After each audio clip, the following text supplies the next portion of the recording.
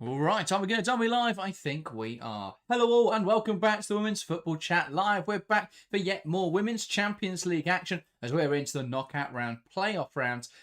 First legs tonight. We've just been live for Arsenal taking on OH Leuven, where Arsenal ran out 4-0 winners. We think this game's going to be a lot closer though. Paris FC welcome Real Madrid in what should be a really good contest. When these two sides met earlier in the competition, it was a 1-1 draw, Harry. So we expect this to be fairly evenly matched again. Yeah, absolutely. Two very, very good sides that I think have always been there on the cusp of when it comes to the European stage. Neither of them have ever been in that elite bracket, but they've always been in that best of the rest, and they're very close in quality and stature. And I think it will be a really good contest. It's the kind of knockout playoff game that is going to need two legs to decide a victor, and I think that tonight will be another really close meeting between the two sides that have both enjoyed very, very good Champions League campaigns so far. Paris FC have been very, very even across the league phase, and Real Madrid were even stronger than that. So yeah, I think we're in for a very, very good contest. Yeah, absolutely. And we're short on time with a quick turnaround between streams. So let's dive in to the lineups. We'll start with the hosts, Paris FC, a 4-2-3-1 or 4-3-3 for the Parisians. In goal, it's Mylene Chavas, the player brought in over the summer to replace Chiamaka and Adozi. In the back four, Ndongala, Hossein, Grebeval and Lou Bogoe. In the midfield three, it's Pika, Le Mugade and Korashek. And then on one wing, Karamato. On the other, Garbino. And leading the line, Azaro. Lots of quality in that Paris FC side then. Who are the players that you'd pick out then as ones to watch this evening? I think the main one's always Clara Matteo. Whenever she's on a football pitch, you've got to be aware of her and the quality that she possesses. I think overall, though, it's a front four. There's a front four that has a lot of quality for Paris FC, and they've got quality. Have they enjoyed the season and the league phase that they would have liked? Probably not, but I think they're the kind of players that, despite their runs, you look at them on paper and still think they can hurt a side like Real Madrid. Defensively, though, Paris FC have been rock solid in the tournament and across the season, domestically as well. So they're going to be hard to break down, and that back four has done a very good job. Chavas has also replaced Endozi pretty adequately, saying the quality that Endozi has. So yeah, across the board, it's a really, really good team, but I think that defensive record is something to celebrate for Paris FC. Yeah, absolutely. And actually against a Real Madrid side who, though they've got lots of different routes to goals, lack a sort of out-and-out goal scorer, it could be interesting to see which one gives. Will it be Paris FC and their strong defence, which stays intact, or can Real Madrid find a way to goal? As for the visitors, then a 4-3-3 for Real Madrid. In goal, Misa Rodriguez. A back four of Eva Navarro, Mendes, Lacra and Ribeiro. Across the midfield three, Caroline Weir, Sara Debritz and Angel Dahl. On one wing, Athenea. On the other, Linda Caicedo. And leading the line tonight, Naomi Feller. What a strong team Real Madrid have now. How long until they are actually competitive? We keep saying this. They keep bringing in more and more quality every season. Is this the year they can finally challenge some of the best teams in Europe? Potentially so. You'd hope so. As you say, every year Real Madrid turn up in the Champions League, you look at their side on paper and you think, wow, they could do something magical, and it never materialises. But maybe this year is the year. It's a side full of quality, full of experience as well, which I think is something that certain sides in this competition are lacking. I look around this Real Madrid squad and they've got European pedigree everywhere. You look at the midfield, you've got Sara Debritz in there, you've got Caroline Weir in there, two incredibly experienced players, and then it's mixed with a front line that's young and exciting. Linda Caicedo is a spark every time she touches the ball. Something magical is going to happen, and a real threat to Paris FC tonight. But yeah, it's a lovely blended squad for Real Madrid. As you say, surely this year is the year that it comes together and they can put on a really good European run. It wasn't to the domestic season they wanted, and that's left them on the back foot in the Liga F. But maybe in the Champions League, they can put together a really historic run in the second half of the season. That starts tonight. Well, decent form of late for Real Madrid. 3 wins in their last 5. The only games they lost, both coming against Barcelona, both at home, but 2-0 and 4-0 losses to FC Barcelona. As for Paris FC, kind of a mixed run of form, but that has included 2 meetings with Paris Saint-Germain and a game against OL Lyonnais. So we can't read too much into that. I think this will be a really tough game for both. I think it will be really tight. I don't think it will go. I mean, a lot of people will be looking at this as Real Madrid coming in as the seeded team. And on paper, I'd say they've probably got the more well-known players, the higher quality players potentially. But I do think that there is a lot to be said for tactical acumen, and I don't know if we've seen Real Madrid look tactically brilliant. There's a lot of very good players in that team, but is there that togetherness? Is there that understanding that the top sides have? It's never been there before. And I think in the league phase, they recorded some big wins over some disorganised teams. But when they faced against good opposition, good level opposition, it did all come undone again for Real. This will be a good test today. They can get through this test. They're going to match up against, I believe, they feed into Barcelona, which is horrible for Real Madrid. They have to meet Barcelona again. But it gives them a chance against familiar opposition. Could that, watching along to the show, get involved in the live chat? Let us know your scoreline predictions. We're going to start here in the studio, though, and we'll start with yourself, Harry. What is your prediction for today's game?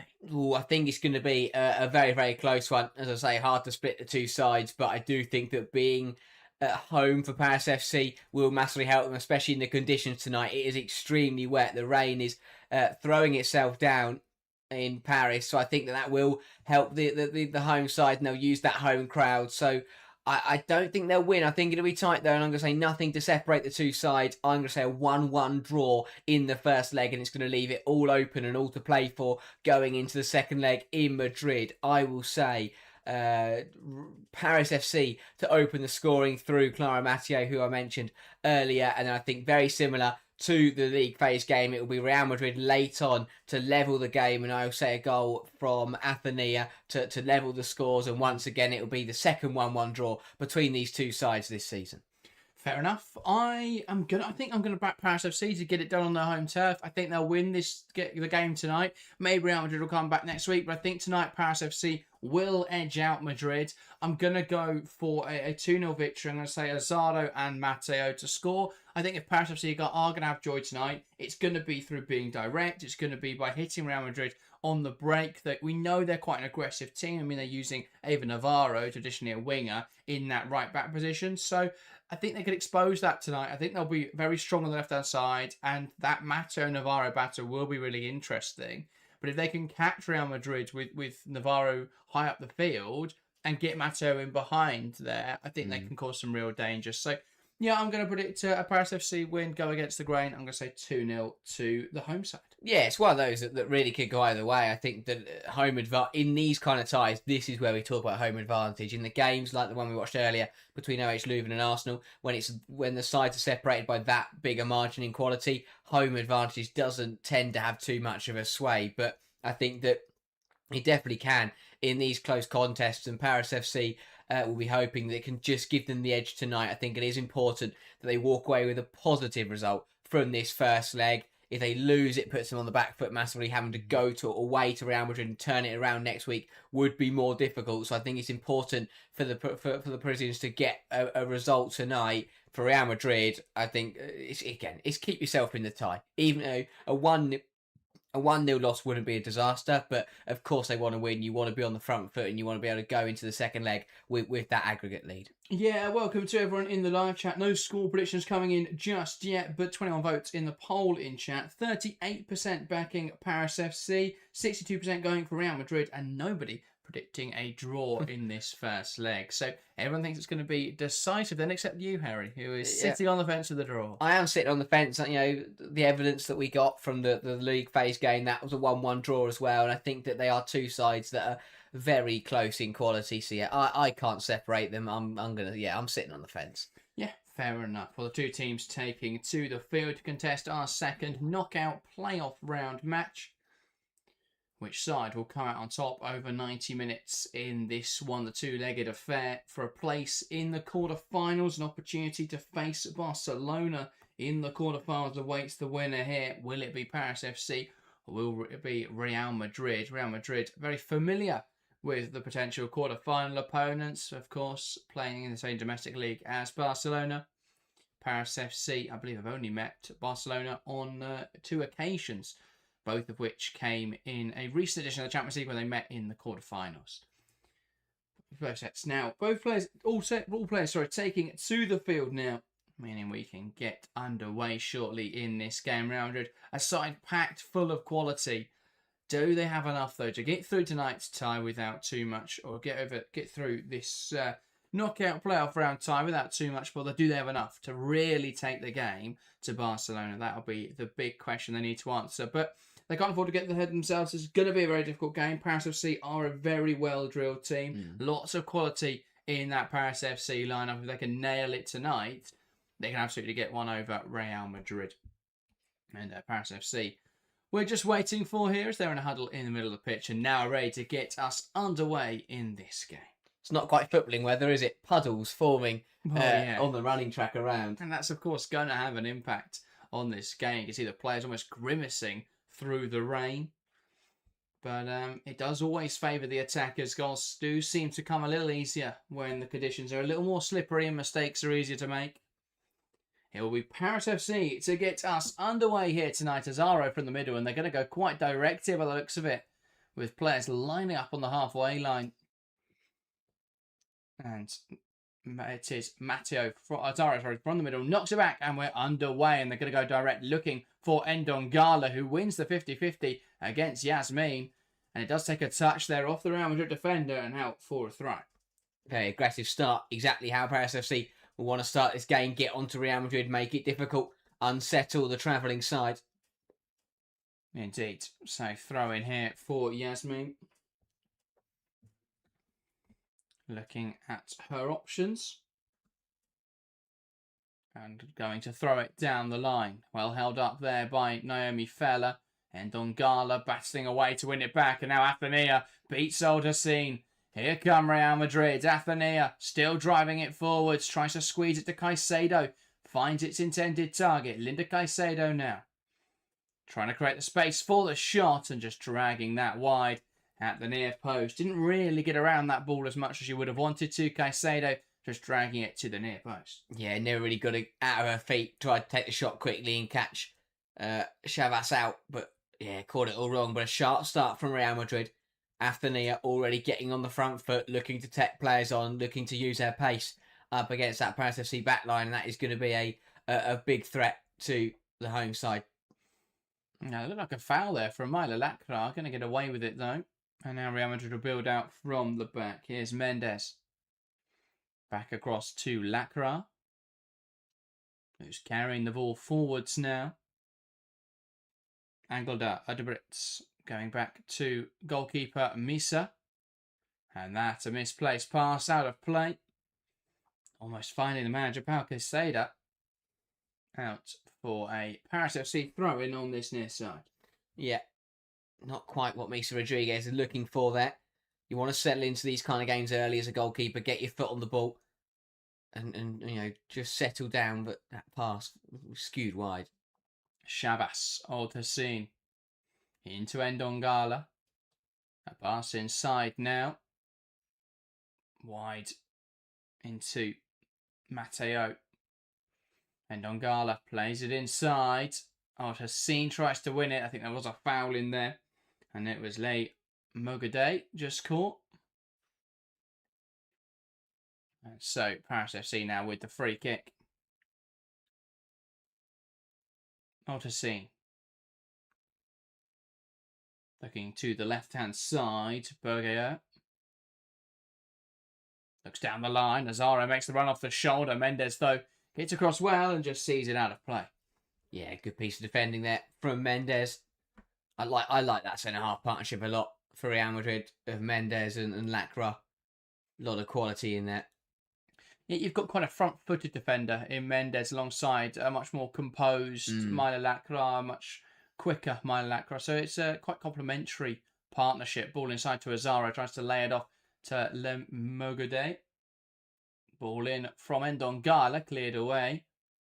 And it's going to drop to centre-half Aldercine. Now Groboval. Under pressure here, goes back to our goalkeeper. And Chavas into Aldercine. To the lines, to Garbino. Nice turn. Yasmin quickly able to intercept. And now they're coming forwards on the left-hand side. Paris FC as they win it back. Lou Bogoer plays it inside. Garbino. Forced back. Horoshek splitting the centre halves now. Waiting for A forward pass goes back to Myelin Chavas. Autoscene. Trying to send it forwards. Matteo heads on. That's a positive header. Azaro gives chase, but Lacra shielding it back to Rodriguez. Yeah, very fast start. Really fast start from both sides of the pace of this game, which is nice. Exactly what we want to see between two sides of similar quality. Sometimes you can see very edgy, very nervy openings, but when you've got two legs, it kind of, got two legs to a tie, it kind of allows both sides to play with a bit more freedom, to be a bit more aggressive and to take a few more risks. Pass inside. Picked off well in there by Picard. And now Paris FC looking to progress on the right-hand side. Autoscene wide to Ndongala. Plays it into Garbino. Back towards Ndongala. One back in there by Yasmin. And that cannoning off of the pressing Picard. And that will be a throw-in on this near side for Real.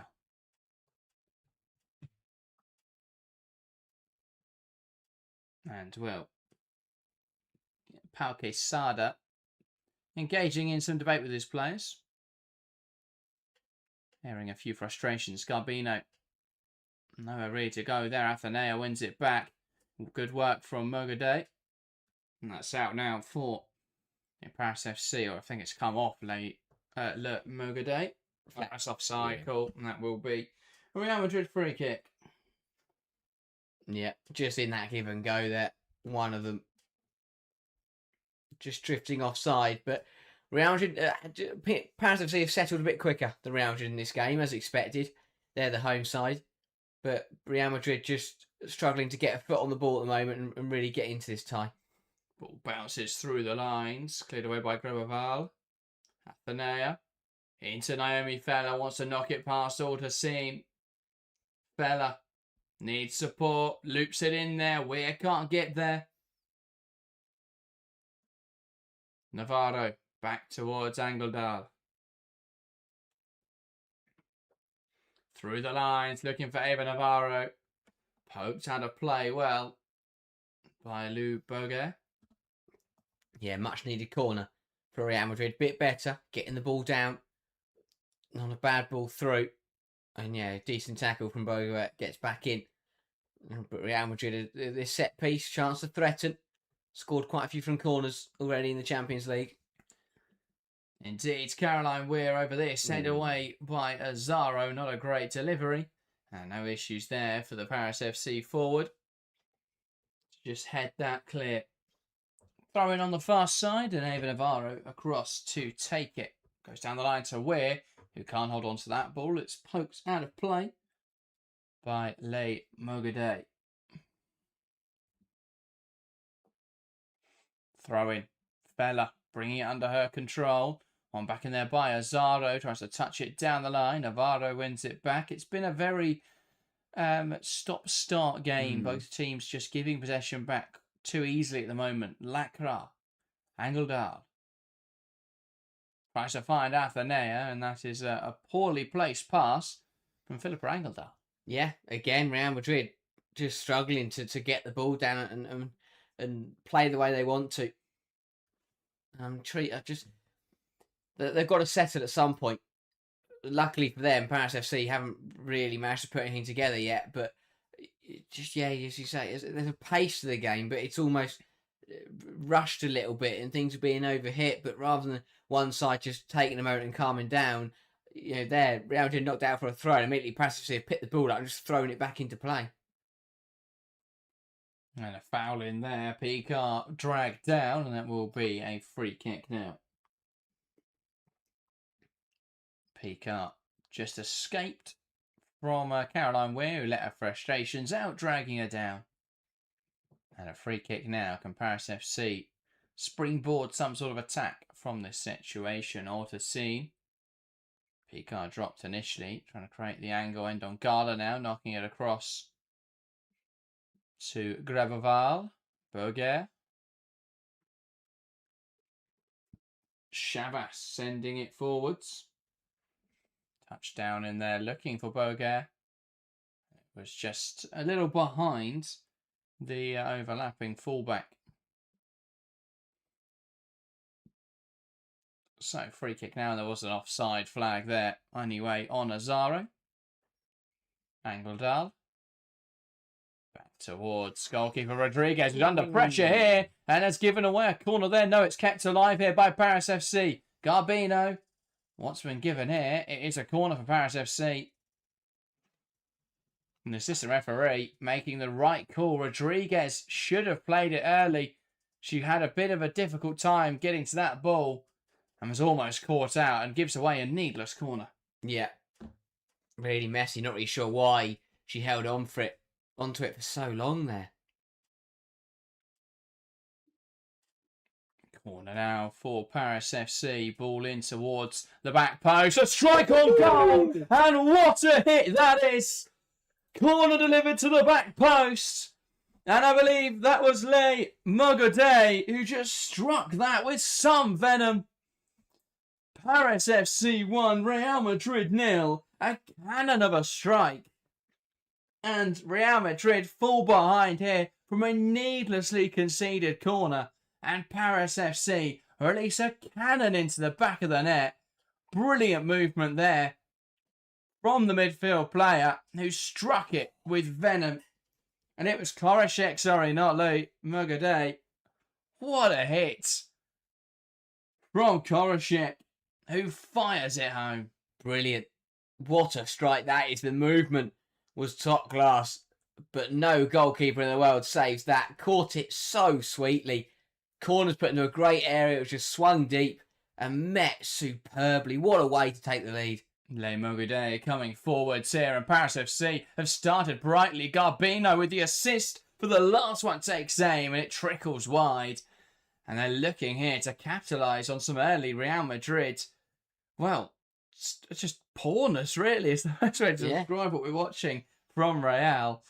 Nowhere near the standard, and Paris FC looking to capitalise. They haven't got going at all. They haven't settled into this game. Whether it's the conditions, whether it's the intensity from Paris FC, who knows? But yeah, it's the home side are in control a bit here, and the problem is Real Madrid trying to get the ball down, but this isn't the conditions. This isn't the pitch to try and get the ball down and play some nice football.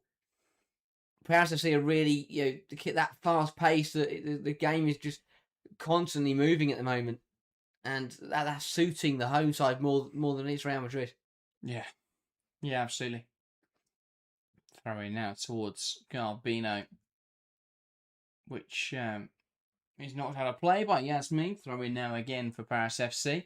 And Dongala moving up the line, and they'll look to do the same again. Azaro bringing it down well, but Caroline Weir picking up on the loose ball. Back to Rodriguez. It's another poor pass. It's another needless corner conceded. So sloppy at the back from Real Madrid. And can Paris FC punish them again? They'll be hoping so. All over the place. Real Madrid, 12 minutes gone here, and they're still in the dressing room. It's slow. It's sloppy play. And they're just panicking a bit under the pressure. Again, it's another overhit pass. It's going to skid on. The game is moving quickly. You've got to account for that. And yeah, another corner now. Paris have already scored one. They'll be hoping to double their advantage here. From the opposite side, can it have the same result? Ball swung in to the back post, and they're a little more alert to it this time, Real Madrid. And they headed away. Linda Caicedo looking to carry the ball forwards. Yasmin plays it down the line, but unable to keep it in play is Caicedo. And that bounces out for a Paris FC throw-in. It just feels a bit too luxury at the moment for Real Madrid. It's good to try and play this pretty football and to try and have all the possession and play some really beautiful stuff. But you just feel like there's no one at the moment who's getting stuck into this game. No. This is the kind of time where you've got to dig in and put your weight about a bit and be a presence, but it doesn't feel like there's anyone in a white shirt that's doing that at the moment.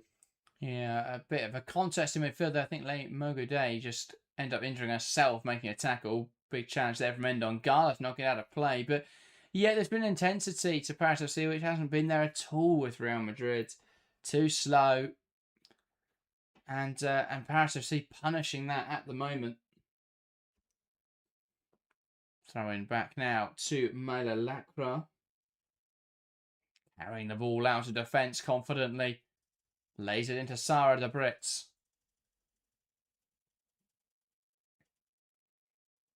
Yasmin plays it inside. Weir touches down to Caicedo. Angeldal into Eva Navarro. And back out into Mendes. Athenea. Unable to find the forward pass, and Burgo out winning it back. And a strong challenge there to nudge Angeldal off the ball. I think it's a little harshly given us Real Madrid a free kick. Yeah, I thought that was just a good piece of strength there. But again, all the duels, all the contests are falling to Paris FC. More aggressive, more assertive in this game. Really good. I mean, if you're a Paris FC persuasion, perfect 15 minutes, really. Couldn't have asked much more. Yeah, indeed. Here's Caicedo. Can she get a shot away? Lays it off to Yasmin. Ball across the box. Great block there. Picard getting back in, doing the defensive work, and Ndongala carrying it away. Caicedo clipping her down on the counter charge. I think this should be a yellow card for the Colombian winger. Both down injured. Caicedo the perpetrator. I wonder if the injury she's picked up, though, may well see her avoid any repercussions. No, the card's out already. It's in the hand. The referee's already got it in her hand. Ready to at least give him the courtesy of waiting until she gets up. Yeah. But yeah, you could see that was coming. As soon as Ndongala was breaking away, Caicedo was all over the back of her. And then very smart from Ndongala, just runs across the Real Madrid winger and wins the free kick. Very clumsy from Caicedo. And not only is going to pick up a yellow card, but could have injured herself in the process. But yeah, chance now, though, for the Real Madrid bench to get the team in a huddle and try and get something going in this game. Because they are still not at the races. A little bit better play there. So, used the free kick quickly and Yasmin's ball across the box. Couldn't meet another white shirt. But overall, they're still not at the pace of this game. No, intensity's a big thing, and we're seeing Paris FC just outwork Real Madrid right now. And they got the goal they deserved from doing that. Will they kick on and get the result from that? Well, we'll have to see what they are able to do in the rest of this game. But it's the same old story for Real Madrid. You can buy a lot of superstars, but there's no one out there doing the hard work. They're overplaying in the defensive area, and again, it doesn't feel like they've got the structure in place to facilitate those brilliant players getting in the right sort of positions. Yeah, again, I think that it's one of those where they're doing too much with trying to play out and trying to play great football. At the end of the day, it's about get the balls to those players that can make things happen. Get the ball, and then that's where you can play the nice, impressive football. And you've got players like Caicedo, like Athenea, pulling the strings and pulling off some brilliant moves, but just at the moment, they can't get the ball to them. But even so, there's been 3 really sloppy passes played in defence, which is absolutely inexcusable at this level. Garbino plays it inside. Picard. Matteo tries to flick it on. Probably not the right decision there. Lacra. That's brilliant work from Le Mergode. And that's a corner, a throw in right in their own corner here. Yasmin looking for options down the line. Throws it inside to Caroline Weir. Yasmin Weir. Now Sara de Brits. Into Linda Caicedo. Touched inside to Weir. And she just about keeps that in play. Lino, though, giving that as a Paris FC throw-in. Much the frustration there of Caroline Weir. Roy Marsh, welcome to the stream. So I thought this stream finished after the Arsenal game. Much respect to you both. Thank you. We finished that stream and then started a separate one for this game, which maybe where the confusion is. But yes, thank you for joining us for this later game, which has had a very fast start to it. Cleared away well there by Angeldal. Drops now to Grebeval, who goes back to her goalkeeper. And Chavas launching it towards the left-hand side. It's Mendes now, who Azaro will put the pressure on, lifting it towards Athenea. Grebeval does well there, remains composed. Goes back to Chavas, who can launch it to the left-hand side. Azaro heading on. That's out for Real throw. Yeah, it's been a better spell for Real Madrid since conceding. They've reacted well to going a goal behind. And that's the thing, the errors if the errors aren't there, then the play does start to come together and they do start to play some good football. Caicedo carrying that ball forwards out to the right-hand side. Nathanael wants to beat Berger. 12. Back now to Eva Navarro, who's under pressure here and loses out to Le Mogudé. And here comes Clara Matteo driving that ball forwards. Needs some support now. Turns out, gives it back to Picard, and there is a foul in there on Matteo, who was dragged down by Angeldal. Yeah, again, it's turned over by Paris FC. Way too easily. Yeah, but I think Matteo just unlucky then. No one's got up with her. And she's done really well to win a free kick because none of her teammates had gone with her. Azaro peeled to the left-hand side. It was a very difficult pass for her to pull off, though, and didn't really have the support of Le Mogudé or Garbino, those other attacking players. Aldercine out to the right-hand side, and Ongala wants to take on Fella, does well. Lovely combination in there with Picard. Le Mogudé now put forwards by Picard. Touches on well, Matteo. And Mendes there, smashing into midfield. Picard picks up on that loose ball, plays it forward to Zaro, bringing it down. Garbino trying to take aim. Falls now for Yasmin. Mazzaro's going to try and get there. Yasmin shielding it back to her goalkeeper. Frantic again in their own third. Real Madrid just about getting away with that one. Yeah, again, Yasmin did enough, you feel, but it's not convincing. And they don't wake up soon, Real Madrid. They could find themselves even further behind. Great pressure again as they win the ball high up, and the referee letting them off there. That was weak. Really weak again. But Ivana Martincic, I think, buying there the way Caicedo's gone down. And Dongala knocking it out of play. But yeah, no, that should that would have been a great chance for us to see the score. I think Caicedo were a little lucky there. Yeah, just got caught on the ball. It's a great interception. Athenea. Lovely turn to get away from Aldercine. Can she find a teammate now? Great tackle in there from Picard. Caicedo picks up on the loose ball. Yasmin crosses in to nobody. And Lou Berger can drive this on the left-hand side. Goes back instead to Graveval. I don't think Real Madrid will believe that we're practically halfway through this first 45 minutes because it still feels like they haven't turned up in this game. No, and Dongala unable to bring that under her control. It's a difficult one. You're trying to play pinpoint cross pitch passes into players on the touchline when it's a very heavily wet conditions. It's always going to be quite difficult to bring that down. It just their skids under her foot. Athenea uses her body well. Here's Naomi Feller going backwards. Mendes under pressure from Azaro. Lacra now stepping that ball forwards into midfield. Angeldal knocks it wide into Navarro. Wants to drive inside with this ball now. Eva Navarro switching towards the left-hand side. Great switch to the play. And Dongala engages Caicedo. Caicedo, though, dangerous. Coming forwards. Yasmin on the overlap. Ball across the box. Blocked well by Aldercine.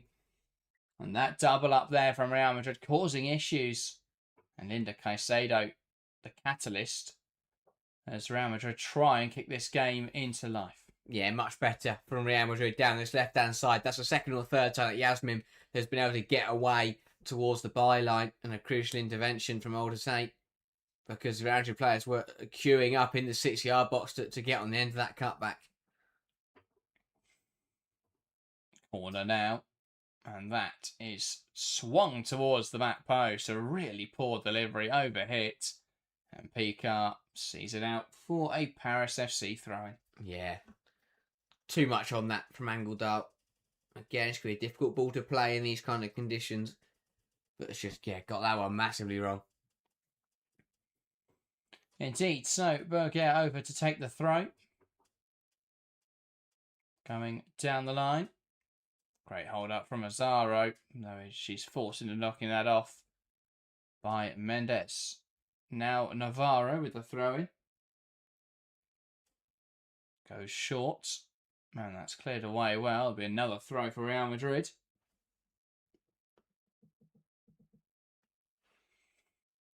Navarro. Thrown forwards once again. Berger will get there. Neither side able to get a foot on the football as Paris FC try and send it forwards. Caicedo now. Yasmin under pressure. And Garbino then knocking her off balance as Ndongala beats Athenea to the ball, and Athenea tripping her up. And absolutely no complaint there from Athenea. Yeah, it just feels that the way Real Madrid have reacted to the fact this has been an aggressive and physical affair they're just over the wrong side of the line now. Yeah, they were getting bullied around, so they've responded by kind of just being a bit too aggressive. Yeah, they've just started bumping into people to try and match Paris FC's intensity and aggression, really. Ball touched on there by Matteo, and just slightly ahead there of Lou Bourguin. I do find it interesting having Caicedo in the 10 and Weir out in a more wide area. And then Athenea on her least favoured side. Yeah. You've just moved everyone out of position Mm. for little benefit, other than the fact that you get Caicedo in sort of dangerous central areas, but it's just not really working. Here is Linda Caicedo. Especially when they're overlapping Yasmin as well. You don't really need a left winger that's going to hold the width. You could easily put Caicedo there. Yeah. And here is Linda Caicedo dancing away through the central area, pokes it inside. Cleared away well. As Lemo Goudet got back in there. But yeah, they've just outworked Real Madrid so far. Made it really difficult for them to play through this Paris FC team. Azaro towards Garbino, gets stuck on her feet a little. Yasmin plays it forwards. Here's Angeldal now, who bursts through the team, pokes it through. Athenea bearing it on goal, cuts it back. And Caroline Weir really should have made contact with that one. Matteo touches it past Navarro. She's brought down. And a free kick for Paris FC. Yeah, great chance for Caroline Weir. It's a really good piece of play. Athenea wriggles through, cuts it back, and Weir should get on the end of it. I'm surprised that she didn't. But again, better move from Real Madrid. Much better. Indeed. That smart play there from Clara Matteo. Quite a blatant foul. Looking back at that opportunity. Caroline's got to throw herself at this. Yeah. And I'm surprised Navarro didn't go into the book. She just swiped at Matteo after she'd beaten her. Here is Clara Matteo, and she beats one. And I think a free kick given there, which is a little bit of a weird one, because Paris FC seem to have the advantage there. Yeah. I mean it's a blatant handball from the Brits. Ball over the top. Azaro will let it run. And I think a call there of handball. So it may have just struck her arm on the way through. Free kick to Real Madrid. Yeah. Didn't quite see that one over there, but Real Madrid are just slowly but surely getting back into this contest. Paris FC haven't really pushed on from scoring that opening goal. And I think both sides would prefer to be playing much better than they are currently. Yeah, I think, to be fair, Paris FC have got that goal. And so the way they're approaching this game has seemed to have shifted. Has shifted quite a bit. Fella. It's just very difficult to play football out there, by the looks of it. Yes. Fella ball in. Yasmin. Can't quite bring it under her control. And Ndongala puts the pressure on and knocks it out of play.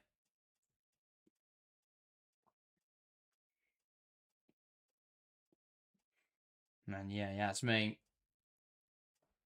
trying to take on Ndongala. Brilliant defending though from the fullbacks. Had a really strong game so far. So a lot of all the play really has come down this side, this near side. Yasmin and Ndongala both involved quite a lot. Smart stuff there from Picard, just knocking it into Garbino, knocking it into Yasmin and winning her side a throw-in.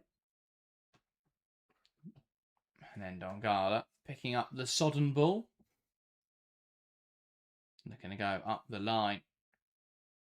Let's get a bit of distance on it, but Yasmin wins the header. Athenea then pokes it inside. Fella Into De Brits. One back in there. Well, Picard nowhere to go. Weir drops to get on the ball. One back in there by Ndongala. Who chooses the sensible option there, just knocking it out of play, and that will be a throw-in for Real Madrid and a yellow card for Ndongala. Yeah, it's for the previous For an foul earlier on challenge. Anthony. Yeah, not for... I think a bit of confusion there. Not only, I think, was the advantage not particularly obvious, but also the fact that it had come a little later in the move. Yeah, it's probably yellow. Just a little late there with Ndongala.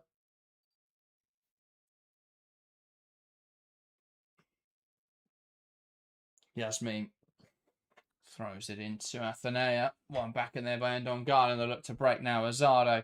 Garbino. Just to play through the lines. One back by Angledal. Chased down by Le Moguday. It's sort of in that no man's land where Mato puts the pressure on, and Rodriguez sending it over the top. Header one by Ortasin. Now Picard tries to combine with Koreshek. Doesn't quite come off. And back now with Mendes to the left-hand side. Tidy touch there from Linda Caicedo. What could she make happen in this final third? Back out to Yasmin. Just to take on Ndongala. Now Caicedo. Into Weir. Weir looks wide again. Yasmin. Ball into the area. Cleared away well by Koreshek. And then poked out by Ortasin. The game's just shifted a bit. It does feel like Real Madrid are getting a lot more of the ball now. And Paris FC just getting thwarted and stuck in their own third. So clears it away. We're in the box. Oh. Chance there, and De Brits can't quite meet it. Caicedo will keep this in play. Lifted in there, and it's blocked. But the complexion of this game has shifted, hasn't it? Yeah, absolutely. Real Madrid have really started to kick into gear, and Paris FC are struggling to get out. It's another brilliant ball in. This time it's Weir putting the ball in, and De Brits can't quite get on the end of it. But Real Madrid are starting to create more chances. They're the side in control of this game. Real Madrid midfield just really struggling. They've struggled with basic passing. They've struggled to put some of these chances away when they've made good movement. And they've struggled with the physicality of the game. Corner now, and Lacra makes good contact. But that's a good stop from Mylene Chavas to deny Lacra. And again, good use of the corner. Not a bad header from Lacra, but a comfortable save for the Paris FC goalkeeper. Phil, welcome to the stream. Says, evening, gents. I'd love to see Weir back to the UWCL. Superb footballer. Yeah, I mean, that's a fantastic ball there. Outside of that, she's really struggled in this game, but that was a fantastic ball showing what she can do. But yeah, this Madrid midfield, on paper, it should work. It's incredible. But it's just not working. I wonder if there's just not anyone in there doing enough of the hard. I mean, Angledal is your anchor in there, and you think of her as being a very hard-working player, but it just seems too casual in that midfield from all three of them. Yeah. Obviously, Weir is quite a luxury player, but you've got De Brits in there who should be doing the hard work. So it is odd that it seems so relaxed, so easy to play through there. Le Mogoday was fouled there, or is down with a slight knock. Referee goes to check she's all right. And we are fine to continue. Yeah, it's been that kind of game, isn't it? It's been lots of niggles, lots of players getting caught off the ball, or once the ball's been played. Graveval trying to play it forwards. One back in there by Le Mogoday. Fantastic dribbling. Good challenge there from Ava Navarro, and that's a throw-in now for Paris FC. Yeah, I think they got away with one there on the left-hand side, Paris FC. That looked like a handball. But won't lead to anything. Boguer. Le Mogoday. Can't quite hold on to that one. Smashed away by Mendes, who's still being quite aggressive in this game. Despite her team's lack of bite, really. Matteo unable to keep that under her control. Wins it back off Athenea, though.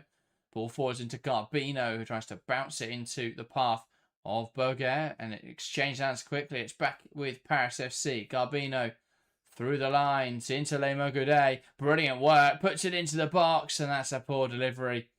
No one really able to get there. Ndongala now under pressure. Plays into Picard, and the recovering Naomi Feller wins the ball back. Trying to see it out of play, and that has been given. As it just rolled over the line as a Real Madrid goal kick. Yeah, good defence play from Feller, but Paris FC enjoying a bit of play outside of their own half for the first time in about, in a good 5-10 minute spell. Real Madrid are definitely starting to take control, but as I say, that's another really poor piece of distribution, and they're just really struggling to get a foot on it. Not a bad effort, but driven quite wide by Azaro. It's the thing, Real Madrid, once they get up the pitch, it comes together and it looks much nicer, but in their own third, it still looks really shaky. Yeah, indeed. Good block there from Azaro. Also, this Champions League live chat's pretty quiet, maybe because so many don't have Disney. You have to discuss things when you aren't seeing the game. I mean, yeah, I guess that is definitely a factor, Phil. Also, the fact that there's very few. Obviously, all the games we cover in the UWCL are 2 English clubs, so you can have 2 English-speaking sets of fans, which is easier then to have a discussion. But yeah, I think you're probably right as well that people can't really talk about the game if they're not seeing it. And Dongala, ball into the box, passing through to Clara Matteo. To take on Eva Navarro. Into Luboguer. Round the corner well from Garbino. Now Clara Matteo. Darts inside. Here is Garbino. Takes aim. And that's fired into the side netting there. Liquid move from Paris FC. Tidy combination, but unable to find the target with the final touch. Yeah, again, lovely football. And I don't think Garbino does too much wrong there. Tight angle, let's just blast it at the near post. Goes into the side netting, but it's just shifted a little bit back to what it was at the start, where Paris FC have got Real Madrid trapped and they just can't play through in the way they want to. They've given Real Madrid the ball back. Yeah. And Real Madrid don't know what to do with it. It's the same problem they're having early on. They just kept trying to play it from the back, and it was so sloppy and so many misplaced passes. Then to Caicedo losing out in there. Yasmin able to pick up the pieces. Just out for Real Madrid throw. They don't see Real Madrid either. They also don't seem to have much space. It just doesn't feel like it feels like they've got too many players on the pitch, or they all on top of each real other. Intensity from Paris FC, but look how narrow everyone is, only covering this left-hand third of the pitch. The problem you've got, as Nita Caicedo breaks away with the ball, plays it inside, and it's cleared away well. The problem you've got is that can work if you're trying to create the space on the right, because you get these tighter combinations, you draw the opposite team, and you look to spring quickly to the right-hand side. Maybe you've got 1 or 2 players holding the weight down that side. But Navarro can't get up because Yasmin's so high. So she's got to be a little bit more conservative. So we're not really seeing that width from the right-hand side. And you've got Athenea coming across, and we're coming across, and Caicedo obviously already over here. They're all on each other's toes. Caicedo, Athenea, and Weir have kind of occupied the same square of space at the moment. But by the same token, sometimes we're seeing some really nice combinations where they combine and are able to play out of that trouble and create things. So there are merits to what they're trying to do. It's just not quite clicking. I think especially in conditions like this, where it's incredibly wet and the ball's going to skid and mistakes are more common, you can't really play 100-touch combinations. Real Madrid shot from range now from De Bruyne off the post, passes around, pokes home, and Real Madrid capitalise well. A shot from range from De Bruyne. They finally stop poking it around, and it's struck there against the post from range by De Bruyne, and Caroline Weir, the one to act quickest. Paris FC will be frustrated by the manner in which they've conceded there. The question will be, was Weir in an offside position when De Bruyne took aim? VAR is in operation, but does that take enough of a touch off Chavas that she's played the ball? Nah, this is going to be a tight one. Great strike from De Bruyne. Really good strike. Hits the foot of the post. Chavas is unlucky that it hits her on the back and spins up to Weir in the way that it does. But yeah, a big goal. A goal's been coming. Real Madrid have definitely improved in the last 15, 20 minutes, and that's a deserved equaliser. I'm surprised. Well, VAR are now having a look, are they? Yeah, they will. I was going to say, it looked like It's tight. From the first viewing that Weir was in an offside position when the ball was struck by Sara the Brits. Again, we've only seen one replay. I'd like to see another. It looked pretty cut and dry, though, on the initial viewing. That Weir had just gone a little bit too early. And again, difficult one to judge because you don't know when that shot's going to get fired. And, I mean, she probably wouldn't have been in that position, though, if she wasn't ahead of the defender. Yeah. But we'll see what the verdict is here. Yeah, the argument. She got there first. If she wasn't offside, but it's close. It shouldn't take too long. We know that Uefa have got the semi-automated system. Well, she's either on or she's not. It's fairly cut and dry, isn't it? With offside, with the UEFA technology. They're taking their time, though. Referee looking for the Paris FC captain. Yes, and it's given. And it is 1-1 in this game. Paris FC 1, Real Madrid 1. Didn't see a replay there, which I have to say is bizarre. It was very anticlimactic. Oh, let's just play on. Yeah. But it is Paris FC 1, Real Madrid 1. An important goal in this game. I thought we may see it disallowed. We didn't get any replays of it, though. VAR had a short check, but nothing. Nothing obstructing the goal. In the view of the officials, Azaro breaking down the left-hand side. Brought down in there by Weir, but advantage played. Mogude unable to find a way through. Puts in a strong challenge on Navarro, who is able to get it clear. A header down towards Korashek, goal scorer from earlier in this game. And Real Madrid winning it back in there. I have to say, this 41 minutes has been exactly what you kind of expect from Real Madrid at the moment. This season, it's just been so unpredictable. They were so slow out the blocks and deservedly 1-0 down to start the game, but then they've slowly but surely worked their way back into it. They're back level at 1-1, but now you just have no idea which direction the game's going to go in. Yeah, absolutely. And this was that hit from Sara de Brits, and I have to say she still looks offside there for me. Yeah. And on Gala's back foot, seemingly ruling her on there. I mean, they're showing the lines. I was going to say, so I think, yeah. They're not using automated offside? No, probably not. That's an odd situation. I'm guessing it's not the technology that's set up in this stadium, but yeah. Looks like Ndongala's back foot has just about kept Weir on there, but it was dubious at best. Yeah. Again, when the problem is, in grounds like this, you've only got one angle, and angle is not. That's difficult. Yeah. I mean, we could have screen grabbed it from the TV. I think it must be the same camera by the looks of the image they've used there. Caicedo, or at least one very similarly placed camera. Touched on by Azardo. Garbino works hard. Yasmin knocking it back to our goalkeeper. And Rodriguez into Mendes.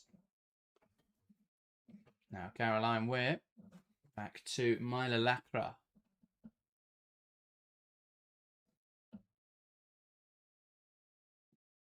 Back to goalkeeper Misa Rodriguez.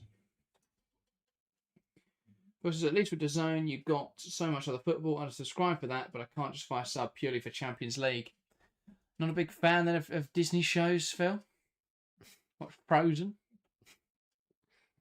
Matteo poking it inside, and that's a poor pass from Clara Matteo, and even she's frustrated at herself. There, Athenea makes the run off the shoulder. Looked like she may have gone a little too early, but a chance now for Athenea, and that's blocked well.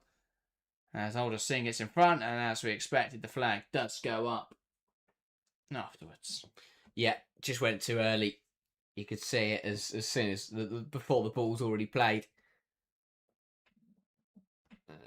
It didn't matter in the end. Finish wasn't anything of quality. Decent, good defending though. Yeah, I would have seen did enough there just to narrow the angle until she was too wide, really, to cut in meaningfully. Luboga caught in possession. Great tackling there from Picard. Garbino now picks up on the loose ball. Yasmin wins it back. Here's Linda Caicedo carrying it forwards. What can she make happen? Great dribble into Athenea. Takes aim, and that's a really tidy finish. And Real Madrid started slowly, but are kicking into gear now. Paris FC 1, Real Madrid 2. Brilliance from Linda Caicedo, who found Athenea with a pass, and a really tidy finish there from the Madrid winger. Fantastic from Athenea. And so quickly, Paris FC's lead of 1-0 cut and then demolished as Real Madrid take the advantage. Brilliant football from all involved. Caicedo, beautiful feet. Plays into Athenea, who has so much work to do in there. Such a tight area. 2 defenders on her. Just wriggles out, and the shot is really good across the goal. Wrong foot Chavas. And Real Madrid a brilliant end to this first half. Really good turnaround and deservedly leading now. Very well worked goal. Yeah, brilliant football. Freya says Real Madrid have warmed up now. Good from Caicedo, absolutely. Linda Caicedo showing the magic she's capable of. And Athenea really tidy, really composed finish. And Paris FC have had a lively start in this game, just coming undone there. 2 minutes of additional time as well in this first half. Azaro, great hold up, brought down there. And there is a free kick, a good call from the referee. Took a moment to give it there. Martin Cich in frustration as Quesada goes running down the line. Brilliant watching the fourth official chase him down. But yeah, just a bit too aggressive there from Lacra. Just came, the thing is, her foot got to the ball, but she came through Azaro to get to it. But Paris FC, yes, obviously they started brilliantly, but and taking advantage of the slow going Real Madrid. But once Real Madrid got going in this game, Paris FC haven't been able to match that quality.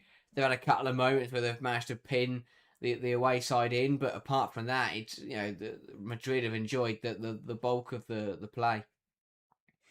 Indeed, Garbino and Endongala over this.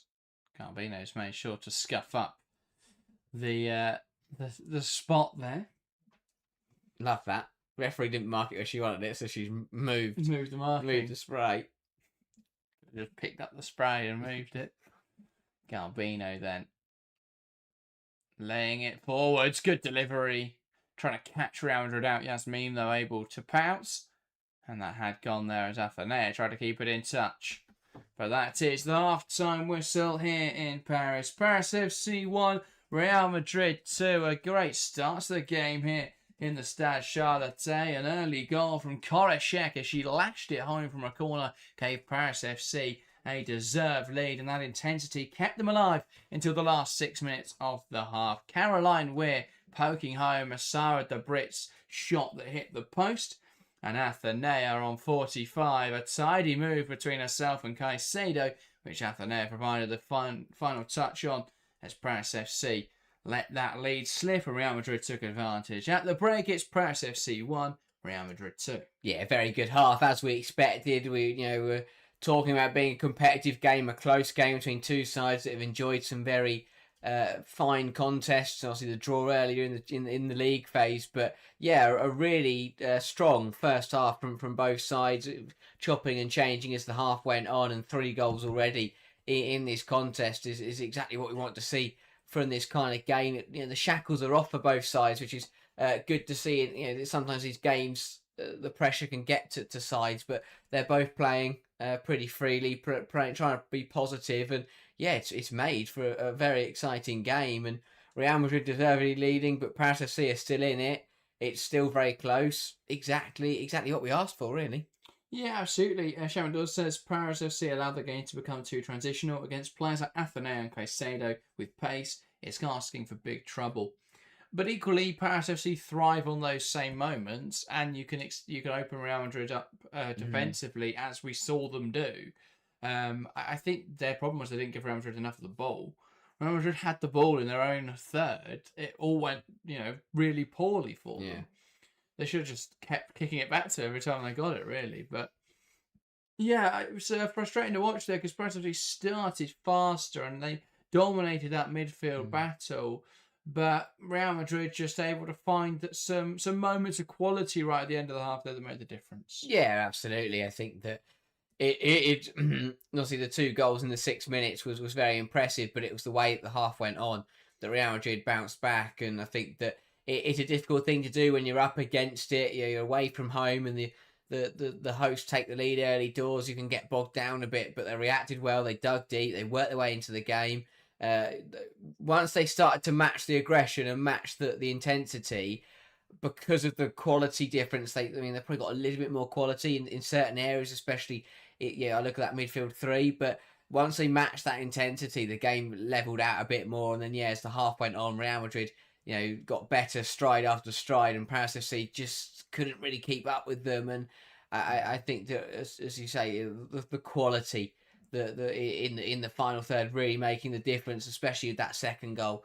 There's not many players that can do what Athenia did there and find the back of the net. But it was I think that it was a slow start from Real Madrid, but it's almost even more impressive the way that they reacted to going a goal behind, got themselves into the game, and then dug deep to establish the advantage. Yeah, they showed spirit. That's really important at this stage of the competition, to show that spirit, show that belief. Shevchenko was saying they had to slow the game down and play compact. Praveen saying they can't sit back to invite more pressure. Well, I think they could have. It's all about game management, though, and while it's easy to say, if they sit deep, they can try and get the 1 goal win and get through this game, they'd also view it as the fact that this is their home leg, and they probably needed another goal to give themselves a good chance of getting something away from home. The trade-off is that it left them exposed, and now they're going into that game, potentially, to Madrid. There's still 45 minutes here. I think Real Madrid are still showing weakness towards the end of that half. But Paris FC are not troubled the goalkeeper enough. In that first half, Real Madrid just edging it in possession. In terms of shots, though, 5 shots from Paris FC, 6 from Real Madrid. Only 1 shot on target, though, from Paris FC. Real Madrid have put 3 on target. 1 big chance for Paris FC, which they scored. 3 for Real Madrid.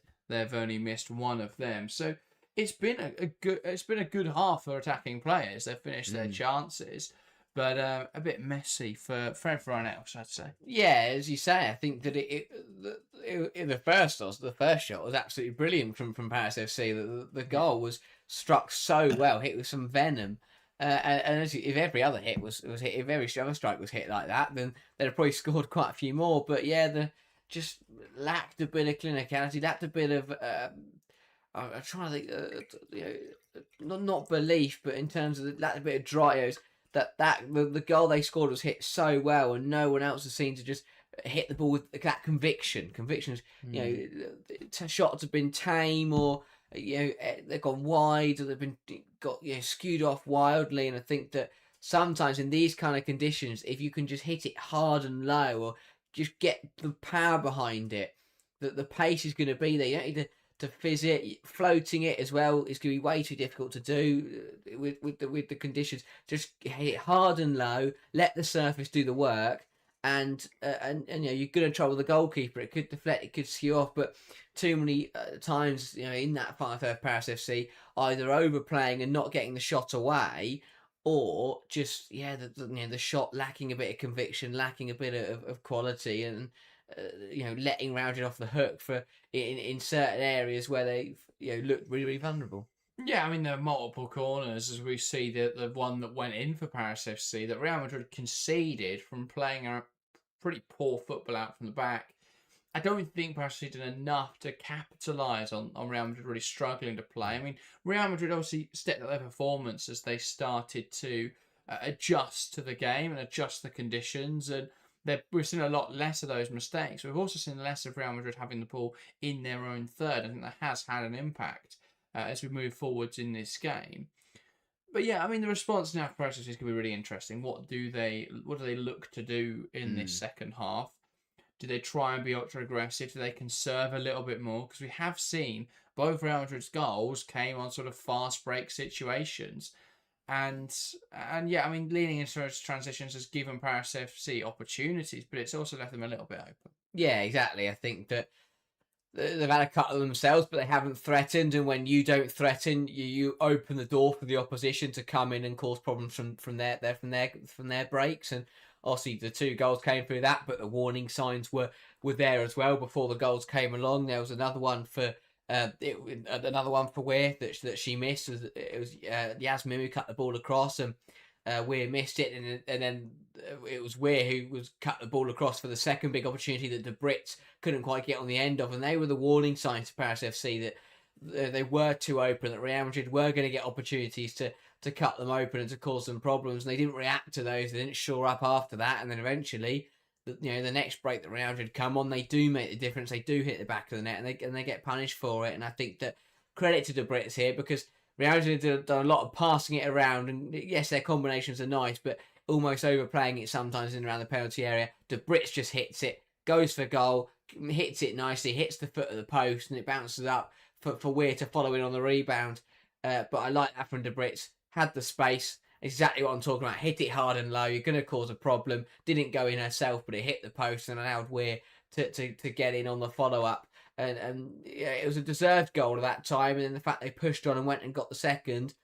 Again, Paris FC, warning signs were there with the breaks before. They'd already conceded. You're thinking you're a minute out from half time. Just shore up a little bit. But no, they got caught out the pitch. They got outnumbered too easy to allow both Caicedo and Athenier to just dance their way through bodies and Athenier to get the strike away. And credit to Real Madrid, but Paris FC will be frustrated in the manner that they have conceded. Yeah, no, I think both sides will be frustrated with how they conceded. But yeah, absolutely. Both those goals coming on those fast break situations. That's something that Paris FC will be looking to address, but I think they have to lean into those transitions to give themselves attacking opportunities. So yeah, we'll see what happens there. Shamadizzle says, thoughts on Europa Cup being a 2-legged final? You guys weren't a fan of the Nations League final being 2 legs. No, you can't have a final 2 legs. It's awful. I get it from the perspective of the fans, because they're going to have obviously one leg in one country, the other in the other country. It's just not a final, though, is it? It's just not. It's not a final. Yeah, no. Finals are one-legged, a one-off games at a neutral venue. I just think it's a very weird way to do it. How do you determine which side gets, home advantage first and second? It's all, I think a bit silly. I think the Europa Cup in general. I mean, the fact it's not broadcasted, the fact that I think they've got about it in the wrong way. It's great that we've got a competition that's giving finance and giving opportunity to some of the smaller clubs, but it just feels like you could have gone a slightly different route and had, your Inter Milans, your Manchester Cities, your sort of 4th and 3rd place teams around Europe that aren't getting into the Champions League. You could have had them in there, and I know it could have looked like a different tournament if certain teams didn't get through qualifiers. If United had been knocked out of qualifiers, that would have made the Europa Cup from a WSL and England's standpoint much more interesting. But I think it's nice. It's good that we've got a second competition, but I'd have rather seen an expanded version of the Champions League. I'd have rather it's in a proper Europa League rather than the Europa Cup. I think that is the idea. They just want something that will sort of bridge the gap. I don't think the Europa Cup will be around for particularly long. No. I think it'll be a couple of seasons. Once they've got the Champions League to a decent point, I think they'll bring in the Europa League or something to that effect. And yeah, they'll then have. I think the idea will be they parallel eventually the men's game. Obviously, we're quite a few years off that, probably a couple decades actually. But that will be their sort of long-term goal.